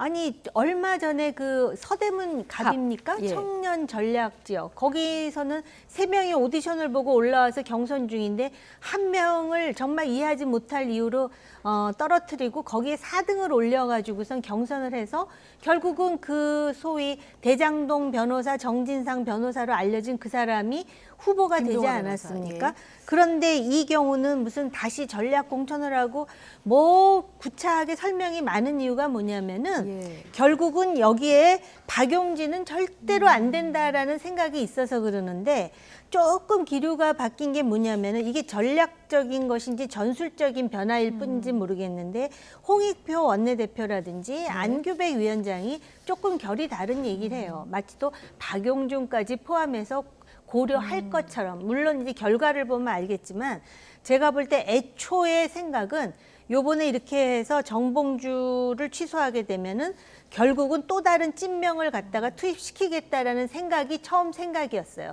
근데 이제 결론은 어떻게 날지 지켜봐야 되지만 그 생각에서 과연 크게 벗어날까 싶기는 합니다. 예, 박용진 의원은 이게 재심 요구를 한 상황이기 때문에 이것도 경선의 절차로 봐야 되기 때문에 아직 안 끝난 상황이다. 그거하고 공천 과정에서 이거 걸러냈어야 되는 거 아니냐 이런 논리로 지금 강력하게 반발하고 있는 상황이고 앞서 말씀하신 대로 뭐 전략 공천으로 가야 된다는 의견도 있지만 박용진 의원도 포함해서 해야 된다는 의견도 민주당 내에서 만만치 않게 나오는 것 같습니다. 근데 박용진 의원이 지난 총선에서도 이 지역에서 득표율이 높았잖아요. 네, 서울시에서 최다 득표했던 후보죠. 24.5%인가 그랬는데요. 어쩌다 보니까 이 민주당의 공천이 이제 거의 마무리돼가는 이번 주 과정인데 박용진 후보에 관한 것들이 알파의 오메가가 돼버렸어요. 처음에 하위 10%로 시작을 해가지고 지금 이제 이 정봉주 후보의 공천 취소 이후에 이제 상황까지 박용진 의원이 이제 화제가 돼버렸는데 저는 이 공천 과정에서 뭐 민주당이 굉장히 혁신적으로 잘한 부분도 있고 소위 친명이라고 하는 분들도 탈락하고 이런 거 굉장히 많이 있었어요. 그런데도 다른 여러 가지 또 잘 못한 부분도 있었기 때문에 묻힌 그런 측면도 있거든요. 그래서 저희가 또 많이 실점을 했죠. 또 여론조사 보면은 국민의당보다 우리가 또 공천 더 못했다 뭐 이런 것들도 나오지 않습니까? 그래서 실점을 한 부분이 있는데 지금이야말로 우리가 만회할 수 있는 기회가 왔다고 저는 생각해요. 박용진 의원이 사실 당원 국민에서 전부 다 이겼지만 그 감점 30% 때문에 결과적으로 공천이 안 됐던 거잖아요. 그런데 여러 가지 이제 문제 제기하면서 재심 청구를 했고 결과적으로 그 재심 결론이 나지 않은 상태에서 벌써부터 막 전략 공천이다, 제3자다 이런 얘기를 하니까 황당한 거죠. 박용진 의원으로서는. 그래서 그런 모든 것들을 고려해서 서울시 이를테면 원로들의 그 과거의 노인위원회였던 민주 뿌리위원회 이런 그 당의 원로분들도 제대로 해야 된다 이런 얘기 목소리를 내고 있는 거 아닙니까? 그래서 저는 정봉주 후보의 공천을 취소한 것도 국민 눈높이라는 얘기를 했어요. 그런데 국민 눈높이에 봤을 때 박용진 의원이 감점의 그 페널티를 받긴 했습니다마는 후보로서는 손색이 없잖아요. 그러니까 그런 걸 다 고려해서 저는 결론을 내는 게 합당하지 않을까. 정말 실점을 만회할 기회가 드디어 왔다. 그러면 정말 모든 걸 정리하고 우리가 심판론으로 다시 불을 붙이면서 선거를 칠 수 있다. 저는 이렇게 생각합니다. 알겠습니다. 강북을 뿐 아니라 선거 판세에 영향을 줄 수 있기 때문에 기대를 해보겠다는 이런 말씀을 해주셨고요. 이런 가운데 민주당 오늘 총선 판세 자체 전망을 내놨습니다. 몇 석을 전망했을까요? 한병도 선대위 전략본부장 발언 듣고 오시겠습니다. 지난주까지 분리했던 여론 지형이 이번 주 들어서 회복세로 뚜렷이 전환되는 양상을 보이고 있고요.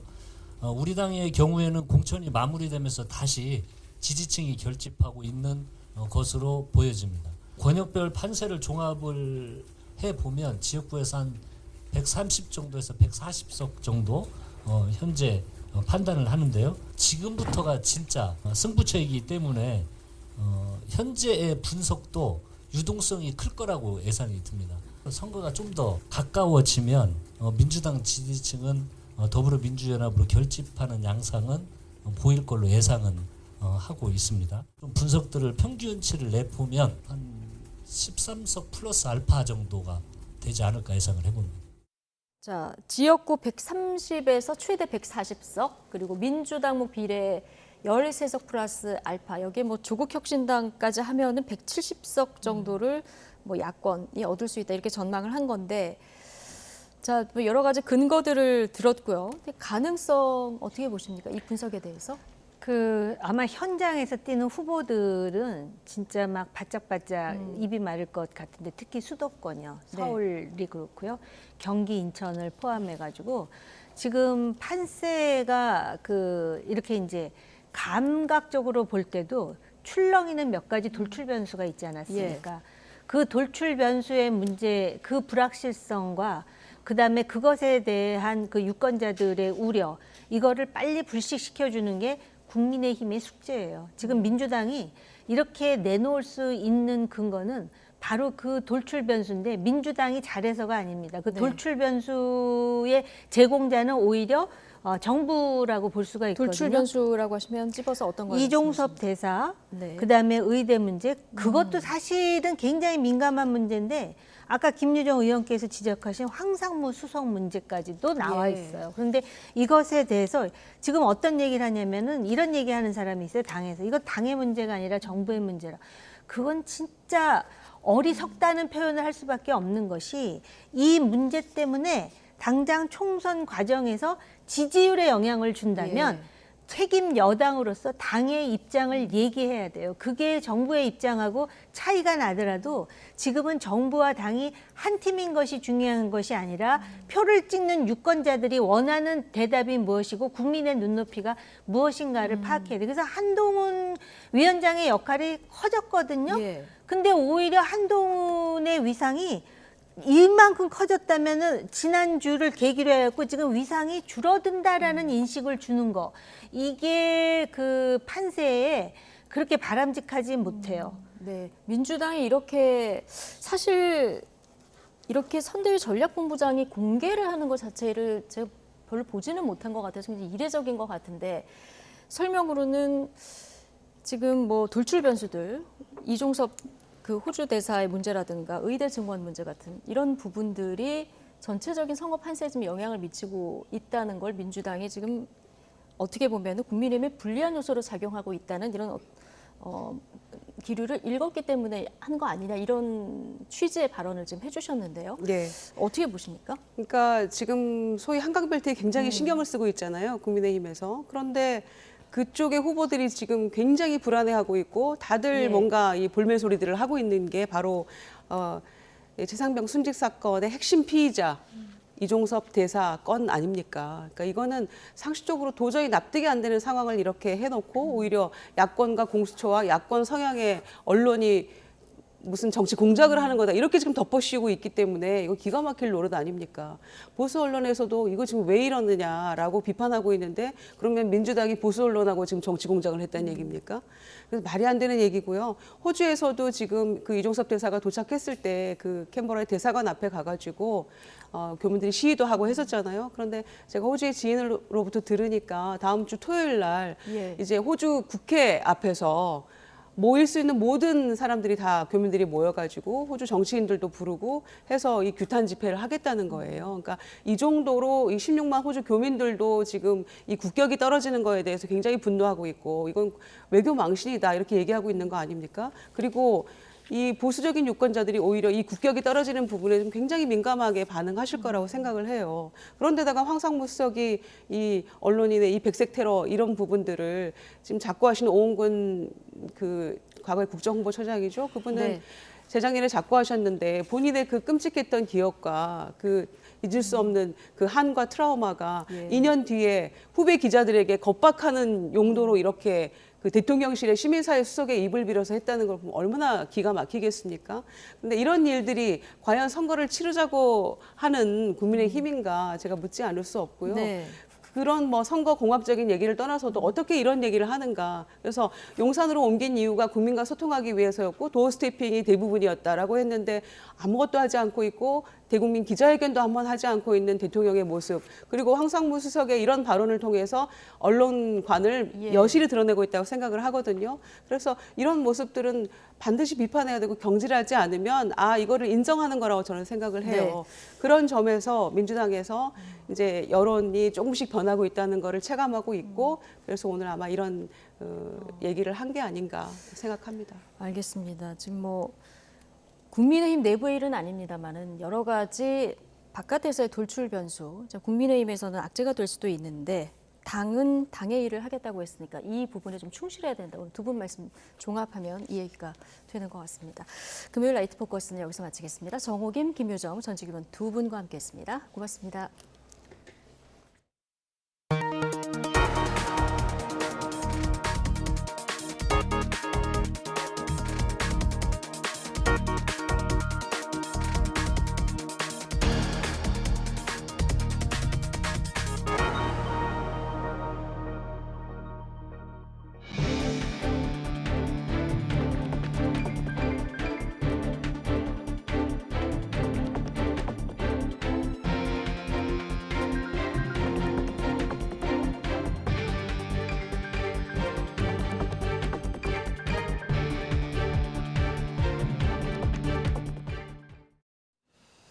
전공의와 의대생들에 이은 의과대학 교수들의 사직 여부가 내일 발표됩니다. 서울대와 연세대, 울산대, 가톨릭대 등 전국 24개 의대 교수 비상대책위원회는 오늘 저녁 7시부터 화상회의를 열고 사직서 제출 여부와 대응 방법 등을 논의하고 있습니다. 이들은 회의 결과를 내일 오전 10시에 발표하겠다고 밝혔습니다. 앞서 교수들은 지난 12일 회의에서 전공의와 의대생이 무사히 복귀할 수 있도록 정부가 적극적인 대화에 나서지 않을 경우 교수들도 학교를 떠날 수밖에 없다고 밝혔습니다. 전국 19개 의과대학 교수들로 시작한 비상대책위원회는 이화여대와 건양대 등이 합류하면서 사흘 만에 24개 의과대학으로 확대됐습니다.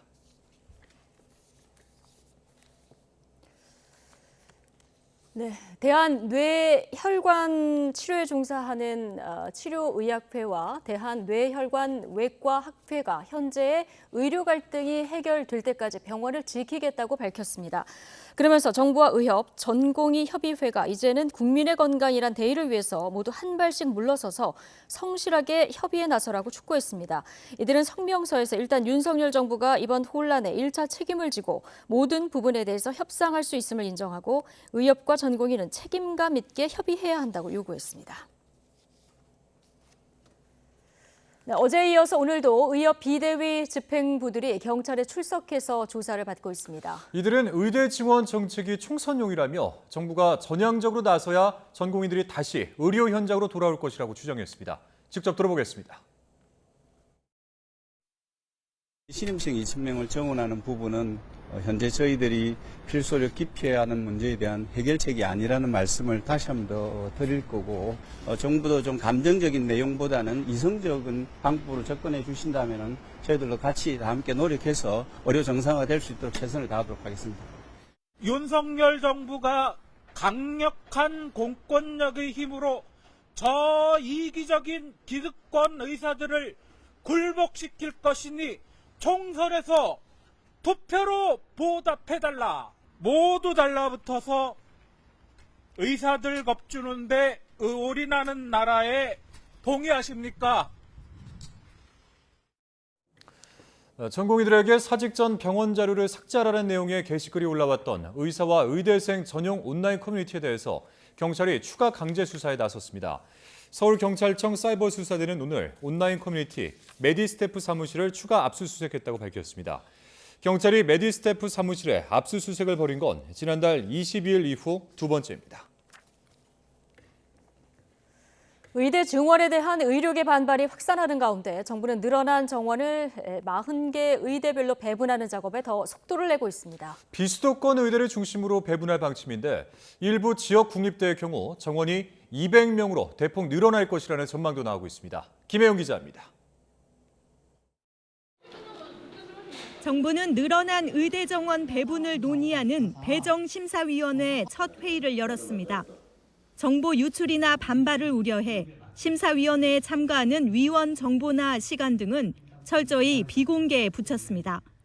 절차나 또는 위원을 어떤 식으로 구성하고 누가 들어가 있는지 또 언제 무엇을 하는지가 공개된다면 여러 가지 중립적인 그리고 독립적인 활동이 좀 어렵다고 봐서 정부는 늘어난 정원을 수도권의 20%, 비수도권의 80% 정도 배분할 방침인 걸로 전해졌습니다. 이렇게 되면 수도권 의대 정원은 1,400여 명으로 늘고 비수도권은 2,000여 명에서 3,600여 명으로 대폭 증가합니다. 수도권과 비수도권 의대 정원 비율 역시 28%대 72%로 대폭 조정됩니다.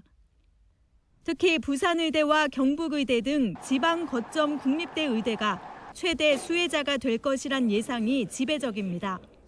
정부가 강조하는 필수 의료 정책 패키지를 실현하기 위해 가장 많이 언급되고 있기 때문입니다. 일각에서는 지방 거점 국립대 9곳 가운데 7곳의 의대 정원이 200명으로 대폭 늘어날 거라는 전망도 나옵니다. 배정 기준 아닌 비수도권 의대와 대학병원의 지역 완결적 필수 의료 체계 구축과 지역 거점 의료기관으로서의 중추 역할을 제고하고 정부는 늘어난 정원의 최종 배정을 이달 말 마무리하겠다는 목표입니다. 이미 증원 희망 규모를 둘러싸고 학교 측과 의대 교수진 사이에 갈등을 겪고 있는 상황에서 학교별 배정 규모가 확정될 경우 갈등이 격화할 것으로 보입니다. YTN 김혜은입니다. 네, 중국 이커머스 알리익스프레스가 한국의 가공식품에 이어서 딸기와 한우 등 신선식품까지 판매를 본격화하고 있습니다. 알리와 테무, 쉬인 등의 공습으로 국내 온라인 쇼핑몰 폐업이 급증하고 있는데 알리바바 그룹은 투자를 더 확대한다는 전략입니다. 김선희 기자입니다. 알리익스프레스의 한국 상품관 K베뉴입니다. CJ제일제당과 햇반, 비비고 만두, 농심의 컵라면까지 판매합니다. 가공식품만이 아닙니다. 논산 딸기와 강원 한우, 통영 장어까지 우리나라 토종 신선식품이 즐비합니다. 요즘 물가도 너무 비싼데 이렇게 싼 가격에 한국에서 바로 보내준다고 하니까 중국 앱이라도 전혀 찝찝하지 않고 너무 잘 쓰고 있어요. 알리는 식품에서도 초저가를 내세우고 있습니다.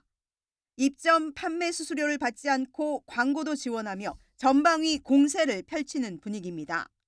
삼양식품과 대상, 풀무원도 입점을 검토 중이고 오뚜기도 고민 중인 것으로 알려졌습니다. 알리가 계획 중인 한국 물류센터 건립까지 이루어지면 파장이 만만치 않을 전망입니다. 물류센터지면은 지금 일주일 걸리는 중국 해외 직구가 여기서 바로 나가기 때문에 빠르면 하루, 늦어도 이틀 만에 도달하기 때문에 점점 더 강력한 그 파워를 지닐 수 있을 것 같습니다. 고객들 입장에서는 좀 더 싼 알리로 넘어갈 확률이 높죠. 이런 가운데 알리 모기업인 알리바바 그룹은 우리나라에 1조 원 이상 투자할 계획인 것으로 전해졌습니다. 한국 기업이 해외 판로를 확대하도록 지원하고 소비자 보호에도 적극 나서겠다는 겁니다. 알리바바는 이에 대해 아직 구체적인 계획을 밝힐 순 없어도 한국 투자를 계속 확대해 나가는 것은 확실하다고 밝혔습니다. 알리는 장밋빛 전망을 내놓고 있지만 중국 이커머스의 공세로 국내 온라인 쇼핑몰 폐업은 급증했습니다. 4년 전 4만여 건이었던 폐업 건수가 지난해는 8만 건에 육박할 만큼 급격히 늘었습니다. 특히 패션 관련 온라인 쇼핑몰이 많았는데 지난해 2만 4천 건이 넘었고 올 들어 2달에만 7천 개가량이 문을 닫았습니다. 중국 이커머스의 전방위적인 공세 속에 국내 온라인 유통시장의 대규모 지각 변동이 계속되고 있습니다. YTN 김선입니다. 보신 것처럼 이른바 차이나 커머스라고 불리는 중국의 전자상거래 업체들이 국내 시장을 매섭게 공략하고 있죠. 그런데 그 본고장인 중국에선 상품평 조작 일당이 활개쳐 소비자 피해로 이어지고 있다고 합니다. 베이징에서 강정규 특파원입니다. 중국 공안이 안휘성에 있는 한 사무실에 들이닥칩니다.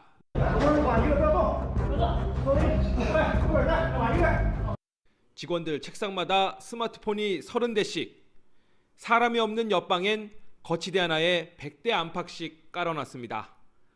다닥다닥 붙어있는 스마트폰 화면엔 똑같은 인터넷 판매 생방송, 이커머스 라방이 나옵니다. 동시 접속자 1280명, 그러나 이 중 약 200명은 이 사무실 스마트폰으로 머릿수만 늘려놓은 겁니다. 또 다른 50명가량은 이 일당이 직접 댓글을 달아주는 가짜 계정입니다. 里面有4个架子，每个架子上大概手机有100多部，安排一个人去操作30部手机，同时操作30个号，他们是24小时的。 1시간 동안 접속자 1명을 늘려주면서 받는 비용은 중국 돈 5마오, 우리 돈으로 약 100원입니다. 중국의 인터넷 댓글 부대 우마오당을 연상케 하는 가격표입니다. 수시로 댓글을 달아 방송 분위기를 띄워주는 서비스는 2.5위안, 약 450원을 받습니다. 이 일당은 이렇게 500대의 스마트폰을 쉴 새 없이 돌려 10개월 동안 3억 6천만 원을 챙겼습니다. 群控软件普遍使用，深度伪造、人工智能呢，也在其中有所出现了。 가짜로 물건을 사고 상품평을 조작해주는 일당도 활개치고 있습니다. 중국의 인터넷 쇼핑 플랫폼에선 반품하거나 구매를 취소하면 상품평과 댓글을 달 수 없기 때문입니다. 지난해 중국 남부 윈난성에서만 6개 일당이 적발돼 180명이 체포됐습니다. 消费者知情权呢是消费者自由选择权和公平交易权的一个基础，被陷入误区的这种购买行为，这就是一个典型的欺诈行为。 3월 15일 중국 소비자의 날을 맞아 상품평을 조작하는 개별 판매자뿐만 아니라 대형 플랫폼 기업에도 관리 책임을 물어야 한다는 목소리가 높아지고 있습니다. 베이징에서 YTN 강정규입니다.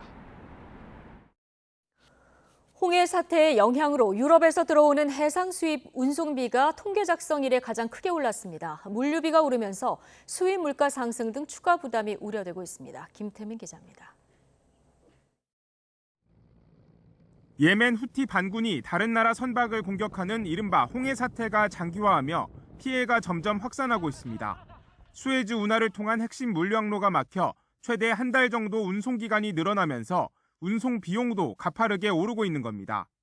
특히 지난달 유럽에서 들어오는 화물의 해상 운송 비용은 한 달 전보다 40% 가까이 훌쩍 뛰어올라 통계 작성 이래 가장 큰 상승폭을 기록했습니다. 해상 운송 수요가 항공으로 넘어가며 유럽발 항공 수입 운송비 역시 26% 넘게 증가했습니다. 미국 서부와 동부, 유럽으로의 해상 수출 비용 역시 꾸준히 오르면서 우리 경제에 부담이 커지고 있습니다. 홍해 사태로 물류에 어려움을 겪고 있다고 답한 수출입 기업은 4곳 중 3곳에 달했고 실제로 지난해 11월 이후 넉 달 동안 유럽으로의 수출 액수는 1년 전보다 10% 넘게 줄어든 걸로 나타났습니다. 물품을 제조하고 나서 수출을 할 경우에 이제 물류비가 뛰면은 그만큼의 어떤 수출 가격 경쟁력이 약화되는 거니까 뭐 중국산하고의 어떤 경쟁에서도 조금 이제 가격 경쟁력 부담이 이제 생길 수가 있는 거죠. 이런 가운데 지난 6일 후티 반군의 공격으로 첫 민간인 사망자가 발생하는 등 홍해 사태는 악화일로를 걷고 있습니다. 또 이스라엘과 하마스의 전쟁이 끝나더라도 국제사회의 시선을 끌기 위한 무력 시위가 이어질 수 있다는 전망까지 나오면서 수출입 기업들의 근심이 점점 깊어지고 있습니다. YTN 김태민입니다. 정부가 농산물 가격 인하를 위해서 농축산물 할인 지원 예산을 2배 이상 늘리고 납품 단가 지원도 대폭 확대합니다. 정부는 오늘 회의에서 다음 달까지 투입될 농축산물 할인 지원 예산을 230억 원에서 500억 원으로 2배 이상 확대하고 전통시장 농산물 30% 할인 상품권도 180억 원 추가 발행하기로 했습니다. 또 농산물 납품 단가 지원 규모를 204억 원에서 959억 원으로 대폭 늘리고 축산물 할인과 납품 단가 지원 규모 역시 109억 원에서 304억 원으로 확대하기로 했습니다. 정부는 한우와 한돈, 닭고기 등의 30에서 50% 할인 행사를 연중 확대 시행하고 달걀 납품 단가 지원 규모도 39당 500원에서 1,000원으로 2배 올릴 계획입니다. 국토교통부가 전세 사기와 갭 투자로 부작용이 큰 전월세 대신에 기업형 장기 임대료 임대 사업의 방향을 전환하기로 했습니다. 특히 걸림돌로 작용했던 임대료 규제를 완화하고 합리적 수준의 세제, 금융 지원도 확대한다는 계획입니다. 이승윤 기자입니다. KT 에스테이트가 옛 전화국 부지에 지은 민간 장기 임대주택, 룸클리닝과 세탁 대행 서비스가 제공되고 코인 세탁실과 입주민 전용 라운지 등 공용 공간이 운영돼 생활하기 편리한 게 강점입니다. SK D&D도 공유 주방과 회의실 등의 공용 공간, 입주민 대상 심부름, 가구 대여 서비스를 제공하는 민간 임대주택을 운영하고 있습니다. 이런 기업형 장기 임대주택은 의무 임대기간 이후 매각을 전제로 운영하는 임대주택과는 다릅니다. 민간 기업이 임대 운영을 계속하면서 다양한 주거 서비스를 제공하는 게 특징입니다. 이처럼 의무 임대 기간을 20년으로 두는 기업형 장기 임대주택 도입을 위해 국토교통부가 본격 시동을 걸었습니다. 주택 임대의 60% 이상이 개인 간 전월세로 구성돼 전세 사기와 비자발적 퇴거 같은 주거 불안과 갭 투자 같은 부작용을 막는 방안이기 때문입니다. 개인 간 전월세 위주의 주택 임대 시장의 패러다임을 장기 임대로 전환할 필요가 있습니다. 좋은 품질의 주택에서 수준 높은 주거 서비스를 받으며 적정한 수준의 임대료를 내고 안정적으로 거주할 수 있는. 하지만 임대료 증액 제한 등 과도한 규제로 안정적인 운영이 어려운 점은 걸림돌로 작용해 왔습니다. 이에 국토부는 임대료 등 규제를 완화하고 장기간 안정적 운영에 필요한 세제와 금융을 지원하기로 했습니다. 임대료 규제를 완화하여 초기 임대료 제한과 임대료 증액에 대한 추가적인 규제를 배제하고 의무 임대 기간 중 임차인 변경 시 임대료 시세 반영이 가능하도록 하겠습니다. 하지만 일부 개인 임대 사업자들은 이런 방안이 대기업만 배불린다며 전세 보증보험 가입 요건을 낮춰달라고 요구하기도 했습니다. YTN 이승윤입니다. 행정안전부가 인구 감소와 지방 소멸 등에 대응하기 위해서 30년 동안 유지하고 있는 지방 행정체제 개편에 나서기로 했습니다. 이를 위해서 위원회를 새로 꾸리기로 했는데요. 최기성 기자입니다. 행정안전부가 올해 주요 업무 계획 가운데 첫 번째로 발표한 건 이른바 미래지향적 행정체제 개편위원회 구성입니다. 줄어드는 인구와 빨라지는 지방 소멸에 대응하기 위한 건데 다음 달 출범이 목표입니다. 지역별로 진행되고 있는 자치단체 통합, 특별자치단체 구성, 메가시티 등 다양한 방식의 행정체제 개편 논의를 적극 지원하겠습니다. 행안부는 논의 과제가 방대해 범정부정 논의가 필요하다면서 민간 전문가와 관계부처를 모두 위원회에 참여하도록 하겠다고 밝혔습니다. 다만 자문위원회 성격으로 강제성은 없습니다. 이미 행정구역 개편이 논의 중인 곳은 위원회 운영 일정과 상관없이 추진합니다.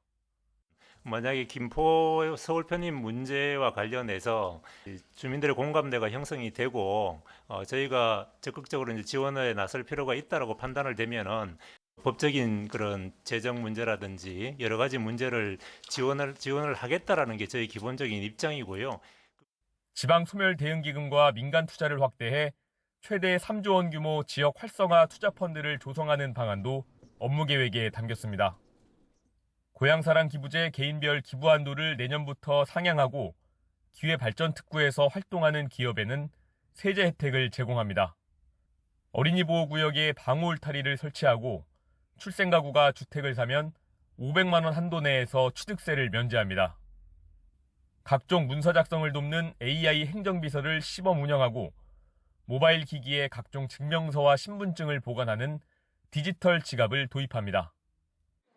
공공시설 에스컬레이터 역주행 방지를 위한 안전부품을 1000여 곳에 설치하고 외식업소 5000여 곳에 연간 200만 원 배달료를 지원할 계획입니다. YTN 최기성입니다. 네, 국민의힘이 4월 총선에서 서울, 강남 등 전통적 강세 지역 5곳에 내세울 국민추천 후보 명단을 발표했습니다. 예상대로 전문성을 갖춘 정치 신인들이 대거 발탁됐습니다. 강민경 기자입니다. 무감동 공천 지적에 여당이 야심차게 꺼내든 국민추천제 심사 결과가 공개됐습니다. 서울 강남권과 대구, 울산 등 강세 지역구 5곳에 대한 사실상의 전략 공천입니다. 서울 강남갑과 을에는 각각 여성 의사인 서명옥 한국공공조직은행 은행장과 공무원 출신 박수민 전 유럽개발은행 이사가 선정됐습니다. 대구 동군이갑에선 최은석 전 CJ-제2제당 대표이사가 공천장을 받게 됐습니다. 대구 북갑과 울산 남갑은 우재준, 김상옥 변호사가 배치됐는데 모두 80년대생 변호사입니다. 예고했던 대로 정치 신인과 전문성에 방점이 찍혔습니다. 풍부한 경험과 전문성을 살려 지역과 국가의 경제 활성화와 국가 발전을 도모할 전문 인재로 추천하게 됐습니다. 국민추천제 퍼즐까지 맞춰지며 여당이 확정한 지역구 후보는 전체 254곳 가운데 250곳으로 늘었습니다. 지역구 공천이 막바지에 접어들면서 시선은 자연스레 비례대표 후보로 쏠리고 있습니다. 국민의힘의 비례위성정당 국민의미래는 500명 안팎의 후보자 면접을 마치고 옥석 가리기에 돌입한 상태입니다. 진종호 전 사격 선수 등 유명 인사는 물론 호남과 대통령실 출신 도전자들이 포함돼 있습니다. 인요한 전 혁신위원장은 국민의미래 선거대책위원장을 맡을 가능성이 거론됩니다. 당선 가능성이 큰 순번, 20번 전후에 들어갈 후보자들의 윤곽은 이르면 주말쯤 드러날 걸로 보입니다. YTN 강민경입니다. 더불어민주당이 주도하는 범야권 비례연합정당 더불어민주연합이 임태훈 전 군인권센터 소장의 공천 배제 결정을 취소해달라는 이 시민사회 요구를 끝내 받아들이지 않았습니다. 시민사회 측은 심사위원 전원이 사퇴하는 등 강하게 반발했습니다. 김대겸 기자입니다. 더불어민주연합 공천관리위원회가 시민사회가 추천한 임태훈 전 소장의 공천 부적격 판단을 최종 의결했습니다. 거듭 심도 있는 논의를 했지만 판정을 번복할 만한 사유가 없다고 못 박았습니다. 반미 종북 논란으로 시민단체 추천 후보 2명이 잇따라 사퇴한 상황에서 병역 기피 논란까지 겹칠 경우 중도층 표심에 악영향을 끼칠 거란 당 안팎의 우려가 반영된 것으로 보입니다. 민주당은 공당 아니겠습니까? 전 국민의 눈높이, 특히 군대의 문제, 병역의 문제라고 하는 것은 우리 국방의 의무라고 하는 부분이 있기 때문에 임태훈 전 소장의 비례대표 후보 입성을 제안한 시민사회 측은 강하게 반발했습니다. 해병대원 순직 사건의 진상을 밝히기 위해 노력한 임 전 소장을 병역 기피 사유로 내치는 건 명백한 차별이라고 비판했습니다. 더 강력한 대응이 있을 거란 전날 경고에도 결론이 바뀌지 않자 그 선을 넘었다라고 저희들은 보는 겁니다. 그래서 선을 넘은 것에 대한 대처는 굉장히 상상할 수 없는 수준으로 아마 일이 진행될 수도 있습니다. 항의 뜻으로 심사위원 10명 전원이 사퇴했습니다. 시민사회가 추천한 후보 4명 가운데 3명이 중도 탈락한 만큼 감정의 골이 깊어질 대로 깊어졌다는 분석이 나옵니다. 다만 파국으로까지 이어지진 않을 거란 관측이 지금으로선 우세합니다. 더불어민주연합 관계자는 YTN에 시민사회 측과 연대 파기는 전혀 고려하지 않고 있다며 시간을 갖고 논의를 이어갈 방침이라고 말했습니다. 반미 종북 논란으로 물러난 여성 후보 2명을 대신해 재추천된 인사 등 3명에 대한 심사를 이어가며 물밑 대화를 시도할 것으로 보입니다. 오는 21일 비례대표 후보 등록 시작일을 앞두고 파열음을 얼마나 최소화할 수 있을지 관심이 쏠립니다. YTN 김대겸입니다. 해병대 최상병 사망 사건 수사 외압 의혹의 핵심 피의자로 꼽히는 이종섭 신임 주호주 대사가 자신의 출국을 둘러싼 논란에 대해서 해명했습니다. 이 대사 측은 변호인을 통해 최근 통화 목록 등 수사 기밀이 유출된 것과 일부 언론이 억측성 보도를 하는 것에 대해서 심각한 우려를 고위공직자 범죄수사처에 전달했다며 필요하다면 언제든지 자신을 소환 조사해달라고 요청했다고 밝혔습니다. 그러면서 최근 자신의 출국을 두고 불거진 논란에 대해선 일부 언론과 정치권이 도주나 도피 등 사실과 다른 용어 사용으로 자신의 명예를 훼손하고 있다며 법적 책임을 물을 수도 있다고 경고했습니다. 서울의 한 사립대 로스쿨에서 학생들을 가르치는 판사 출신 교수가 성매매 혐의로 처벌받은 사실이 뒤늦게 알려졌습니다. 자, 그런데 이 교수 유죄 확정 판결을 받고도 다시 강단으로 복귀해 논란이 일고 있습니다. 신규혜 기자입니다. 서울의 유명 사립대 로스쿨에서 진행 중인 50대 A 교수 강의가 지난해 8월 갑자기 중단됐습니다. 학교 측은 교수의 건강상 문제 때문이라고 학생들에게 알렸습니다. 그런데 사실은 A 교수가 스마트폰 앱을 통해 만난 여성에게 돈을 주고 성관계를 한 혐의로 경찰 조사를 받고 있던 것으로 드러났습니다. A 교수는 직위 해제 뒤 교내 인사위원회에 넘겨졌고 지난 1월 법원에서 벌금 300만 원의 약식 명령이 내려지자 이의를 제기하지 않았습니다. 성매매 혐의로 유죄가 확정된 건데 올해 1학기부터 다시 강단에 올라 학생들을 가르치는 것으로 확인됐습니다. 사립학교법에 따르면 성범죄는 벌금 100만 원 이상의 형을 선고받았을 경우 결격 사유로 규정하지만 성매매 혐의에 대해서는 따로 규정된 내용이 없습니다. 하지만 법조인을 양성하는 로스쿨 교수로서 복귀가 부적절하다는 목소리가 나오고 있습니다. 성 관련해서 문제니까 학생들하고 분리가 너무 필요한 일 같고요. 비전인 교원들한테는 성범죄 전과 조회 같은 게 적용이 되기 때문에 전인 교원 또한 비전인 교원하고 동일하게 적용이 됐으면 좋겠다는 생각이 드네요. A 교수는 판사 출신으로 변호사 시험 출제위원을 여러 차례 맡을 정도로 법조계에선 잘 알려진 인물입니다. 성매매 혐의로 확정 판결을 받은 교수가 강단에 서는 게 적절하지 않다는 비판 여론에 대해 학교 측은 별다른 입장을 내놓지 않고 있습니다. 또 A 교수에게 어떤 징계가 내려졌는지도 확인해주지 않고 있습니다. YTN 신기혜입니다. 현지 시간 오늘 새벽 1시쯤 인도네시아 발리섬 응울랄라이 공항을 이륙해 인천공항에 도착할 예정이던 대한항공 항공기가 엔진 결함으로 운항이 지연됐습니다. 대한항공은 항공기를 점검하다가 정비에 장시간이 소요될 것으로 판단해 오늘 오후 6시 20분 인천에서 대체 항공기를 띄웠습니다. 이에 따라 승객 138명은 대체기가 도착할 때까지 23시간 30분을 공항과 인근 숙소 등에서 기다리는 불편을 겪게 됐습니다. 승객은 YTN과 통화에서 최초 애플리케이션으로만 통보가 오는 등 제대로 된 설명이 없었고 장시간 지연으로 일정에도 차질이 크다고 말했습니다. 대한항공 관계자는 최단 시간에 가용할 수 있는 대체기를 투입했다며 승객들에게 호텔 서비스를 제공했고 전자우대 할인권 등 지원 보상 서비스도 제공할 예정이라고 밝혔습니다. 1996년 강원도 강릉 앞바다에서 무장공비 20여 명이 잠수함을 타고 침투했던 사건, 여러분들 기억하십니까? 당시 북한 잠수함은 강릉 통일공원에 전시해 왔는데요. 강릉시가 23년 만에 이 잠수함을 인근 해군 부대로 옮기고 그 자리에 오토 캠핑장을 조성하기로 했습니다. 송세혁 기자가 취재했습니다. 1996년 9월 18일 새벽, 강원도 강릉 앞바다에서 좌초된 북한 잠수함이 발견됩니다. 잠수함을 타고 침투한 무장공비는 26명. 이 가운데 북한으로 도주한 1명을 제외한 24명이 사살되거나 자살했고 1명은 생포됐습니다. 당시 침투 현장에 2001년 조성한 강릉통일공원. 작업자들이 전시된 북한 잠수함에 조심스럽게 크레인 줄을 연결합니다.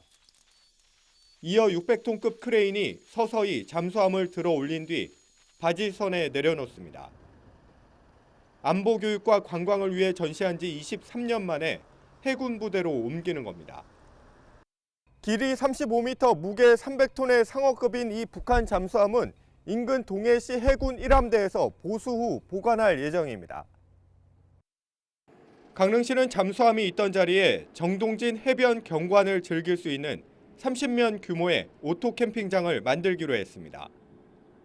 해안을 가로막고 있는 원형 철조망 300여 미터 구간은 철거하는 대신 열 화상 카메라 등 보안 시설이 설치됩니다. 안보 테마로 해갖고는 시대의 이제 트렌드를 따라가는 게 좀 뒤처진다고 판단을 했습니다. 그래서 요즘 젊은 MZ세대라든지 이제 시대 변화, 관광 트렌드 변화에 맞춰서 거기에 맞춰서 이제 조성을 하는 거기 때문에 정동진 오토 캠핑장은 올해 말쯤 문을 열고 손님을 맞을 계획입니다. YTN 송세혁입니다. 자유의 방패 한미연합훈련은 모두 끝났지만 한미연합작전 능력을 향상시키기 위한 훈련은 당분간 계속될 전망입니다. 한미 장병들은 북한의 위협을 가정한 정밀 타격과 공중 강습 훈련 등을 실시하며 구슬땀을 흘렸습니다. 김문경 기자입니다. F-4E 팬텀 전투기에서 공대공 미사일 한 발이 하늘을 가릅니다. 발사된 미사일의 가상 목표물은 북한의 저고도 순항 미사일, 음속의 최대 4배로 날아가 한치의 오차도 없이 요격하며 임무를 완수합니다. 주력 전투기인 F-15K에서는 유도 장치가 장착된 GBU 합동 정밀 직격탄이 투하됐습니다. 2m 안팎 두께의 철근 콘크리트를 관통할 수 있는 능력을 지녔는데 북한의 장사정포 도발 원점을 가정해 정밀 타격하는 훈련을 펼쳤습니다. 모든 임무를 실전이라 생각하고 훈련에 임함으로써 적의 어떠한 도발에도 즉각 출격해 강력히 끝까지 응징할 수 있는 태세를 갖추겠습니다. 105mm 견인포가 치누크 헬기에 실려 목표 지점으로 수송되고 보병들의 작전을 도울 소형 전술 차량도 안전하게 보급하는 데 성공했습니다. 한미 장병 1,400여 명이 참가한 가운데 실시된 대규모 공중 강습 훈련의 일환입니다. 치누크와 블랙호크 헬기에 탑승한 육군 제2 신속 대응사단 장병들의 공중 강습 작전도 함께 펼쳐졌습니다. 한미동맹과 연합 및 합동작전 수행 능력의 중요성을 재인식하는 계기가 되었습니다. 실전적 훈련을 통해 즉, 강, 끝 대비태세를 이어가겠습니다.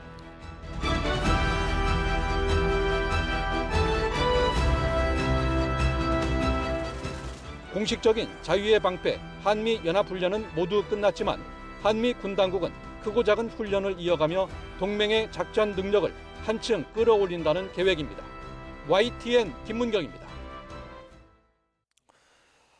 메이저리그를 대표하는 슈퍼스타 오타니 쇼헤이가 LA 다저스 선수단과 함께 전세기 편으로 입국했습니다. 다저스 선수단을 태운 전세기는 미국 애리조나주 피닉스에서 출발해 오늘 오후 2시 30분쯤 인천공항에 도착했습니다. 오타니는 출발에 앞서 SNS를 통해 깜짝 공개한 농구 선수 출신 아내 다나카 마미코와 나란히 입국장에 들어서 관심을 집중시켰습니다. LA 다저스 선수단은 곧바로 서울 여의도 소재 호텔로 이동해 휴식을 취했습니다. LA 다저스와 앞서 새벽에 먼저 도착한 샌디에고 선수단은 토요일 유소년 야구 클리닉에 이어 공식 훈련과 기자회견에 참석하며 서울 시리즈의 시작을 알립니다. 다음 달 열릴 예정이던 세계 최정상의 발레리나 스베틀라나 자할로바의 내한 공연이 끝내 취소됐습니다. 친푸틴 논란이 커지며 반대 여론이 커졌기 때문으로 보이는데 다른 공연으로도 불똥이 튈 조짐입니다. 김정회 기자입니다. 푸틴의 발레리나로 불리는 스베틀라나 자하로바가 출연하는 모댄스 내한 공연이 취소됐습니다. 공연 기획사와 예술의 전당은 홈페이지에 각각 관련 안내문을 올려 관객과 아티스트의 안전에 대한 우려로 공연을 취소하며 사전 예매한 티켓값은 전액 환불 조치한다고 밝혔습니다. 12만 원에서 34만 원까지의 높은 가격에도 불구하고 티켓은 이미 60% 이상 팔린 상태였습니다. 그러나 결국 공연이 취소된 건 러시아 우크라이나 전쟁을 둘러싸고 여론이 좋지 못했던 점으로 보입니다. 특히 주한 우크라이나 대사관이 입장문을 통해 사실상 공연 중단을 요청한 부분이 크게 작용했다는 지적입니다. 대사관은 이 공연이 러시아의 부당한 침략을 정당화하고 우크라이나 국민의 고통을 경시하는 것과 같다며 범죄를 저지른 러시아 정권과 문화계 인사들과의 문화 협력을 중단해달라고 촉구한 바 있습니다. 기획사나 예술의 전당 모두 외교 문제로 비화할 수 있다는 부담이 클 수밖에 없었습니다. 이로써 자하로바 내한 공연 사태는 일단락됐지만 불똥은 다른 곳으로 튈 조짐을 보이고 있습니다. 다음 달 16일부터 18일까지 서울 세종문화회관 무대에서 공연될 예정인 볼쇼이 발레단 갈라 콘서트 공연입니다. 볼쇼이 발레단은 러시아의 국립 발레단이자 자하로바가 수석무용수로 활동하고 있고 친푸틴 예술가로 대표되는 발레리 게르기예프가 지난해 12월부터 총감독을 맡고 있습니다. 세종문화회관 측은 아직 해당 공연에 대한 프로그램과 출연진이 확정되지 않아 기획사 측이 공연을 계속 진행하기 어렵지 않겠나 싶다며 기획사의 진행 상황을 지켜보는 중이라고 밝혔습니다. YTN 김정희입니다. 앞으로 6년 임기의 대통령을 뽑는 러시아 대통령 선거가 오늘 시작됐습니다. 현직 블라디미르 푸틴 대통령의 5선이 확실시되는 가운데 이 득표율이 80%를 넘느냐가 관심입니다. 신홍진 기자입니다. 직원들이 러시아 국가를 제창한 뒤 투표소를 열자마자 주민들이 몰려듭니다. 러시아 극동 지역인 추코트카 자치구와 캄차카 주에서부터 투표가 시작됐습니다. 11개의 시간대가 있을 정도로 광대한 러시아는 각 지역에서 오전 8시부터 오후 8시까지 사흘간 대선을 진행합니다. 이번 대선에는 4명이 입후보했지만 사실상 결과는 정해져 있습니다. Благодаря Владимиру Путину он на Камчатке делает все, что вот людям помогает, пенсионерам помогает, всем. Он очень хороший руководитель. 관심사는 푸틴의 득표율. 푸틴의 예상 득표율은 82%로 지난 2018년에 76.7%를 경신할 것으로 보입니다. 2년 이상 끌어온 우크라이나와의 전쟁, 야권 지도자 알렉세이 나발리의 의문사 등에도 지지율은 끄떡없는 분위기입니다. Вам предстоит не просто отдать свой голос, а твердо заявить о своей воле и устремлениях, о личной сопричастности к дальнейшему развитию России. Потому что выборы – это шаг в будущее. 푸틴은 2000년, 2004년, 2012년, 2018년 대선에서 4번 승리했고 2008년부터 2012년까지는 총리로서 실권을 유지했습니다. 6년 임기인 이번 대선까지 5선을 하면 30년을 집권하는 것으로 이오시프 스탈린 옛 소련 공산당 서기의 29년 기록을 넘어서게 됩니다.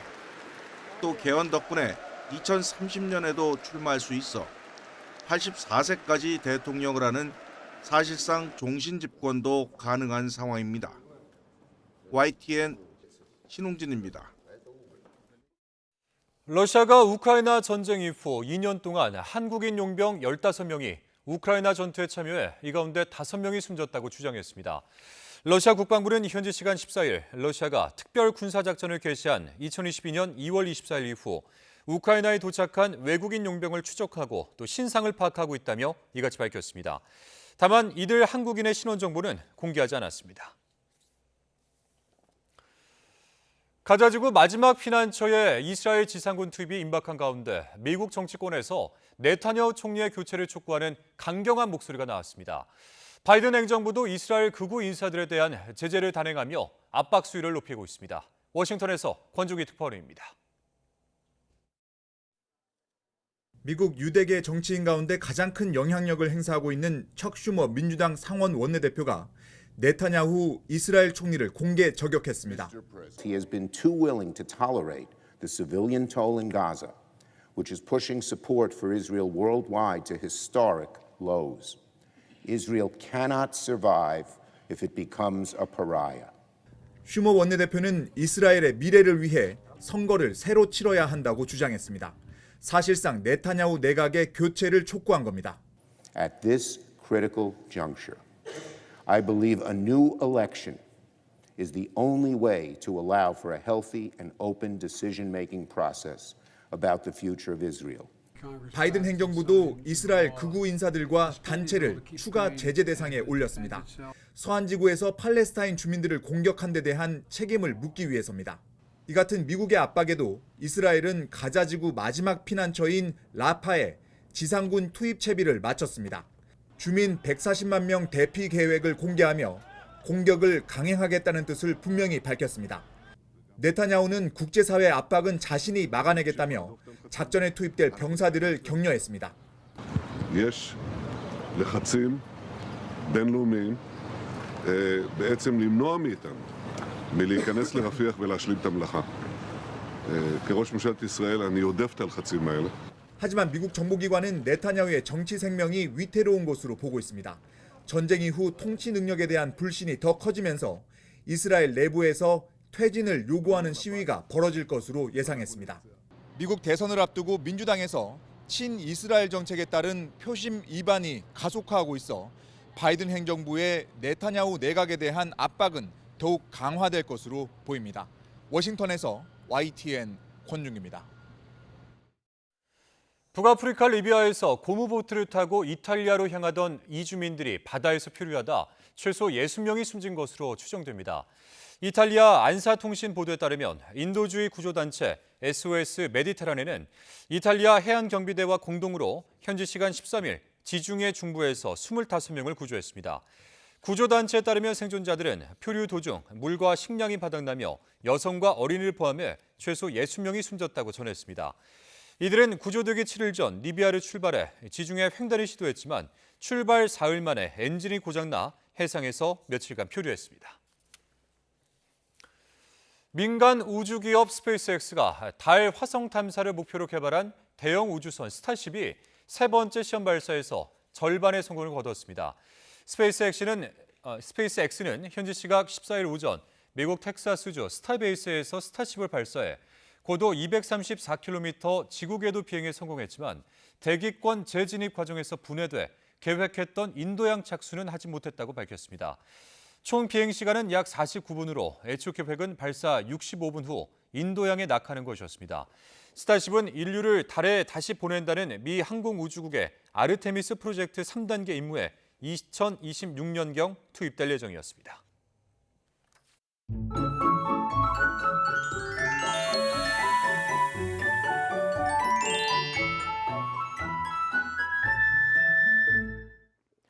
주말인 내일도 포근한 봄 날씨가 이어지겠습니다. 아침에도 서울 기온이 5도로 오늘보다 쌀쌀함이 덜하겠고 낮 기온은 18도로 오늘보다 4도가량 높아지며 따뜻하게도 느껴지겠습니다. 다만 계속해서 일교차가 크게 벌어지는 만큼 이 점 염두에 두고 옷차림하시기 바랍니다. 또 중부지방을 중심으로 초미세먼지 농도가 짙게 나타나겠고 늦은 오후에 제주도를 시작으로 밤사이 호남과 경남에도 비가 내리겠습니다. 비의 양은 5에서 30mm가 되겠습니다. 반면 서쪽 지방은 오전까지 안개가 매우 짙게 끼겠고 동해안은 계속해서 대기가 무척 건조하겠습니다. 피해가 발생하지 않도록 각별히 주의해 주시기 바랍니다. 내일 아침 기온은 서울 5도, 대전 2도, 광주 4도, 대구 4도로 예년보다 1도에서 3도가량 높겠습니다. 낮 기온은 서울 18도, 대전 20도, 광주 20도, 대구 20도로 예년보다 6, 7도가량 높겠습니다. 휴일인 모레 새벽에는 중서부 지방에도 한때 비가 조금 내릴 전망입니다. 날씨 정보였습니다. 금요일 뉴스라이트 마치겠습니다. 함께해 주신 여러분 고맙습니다.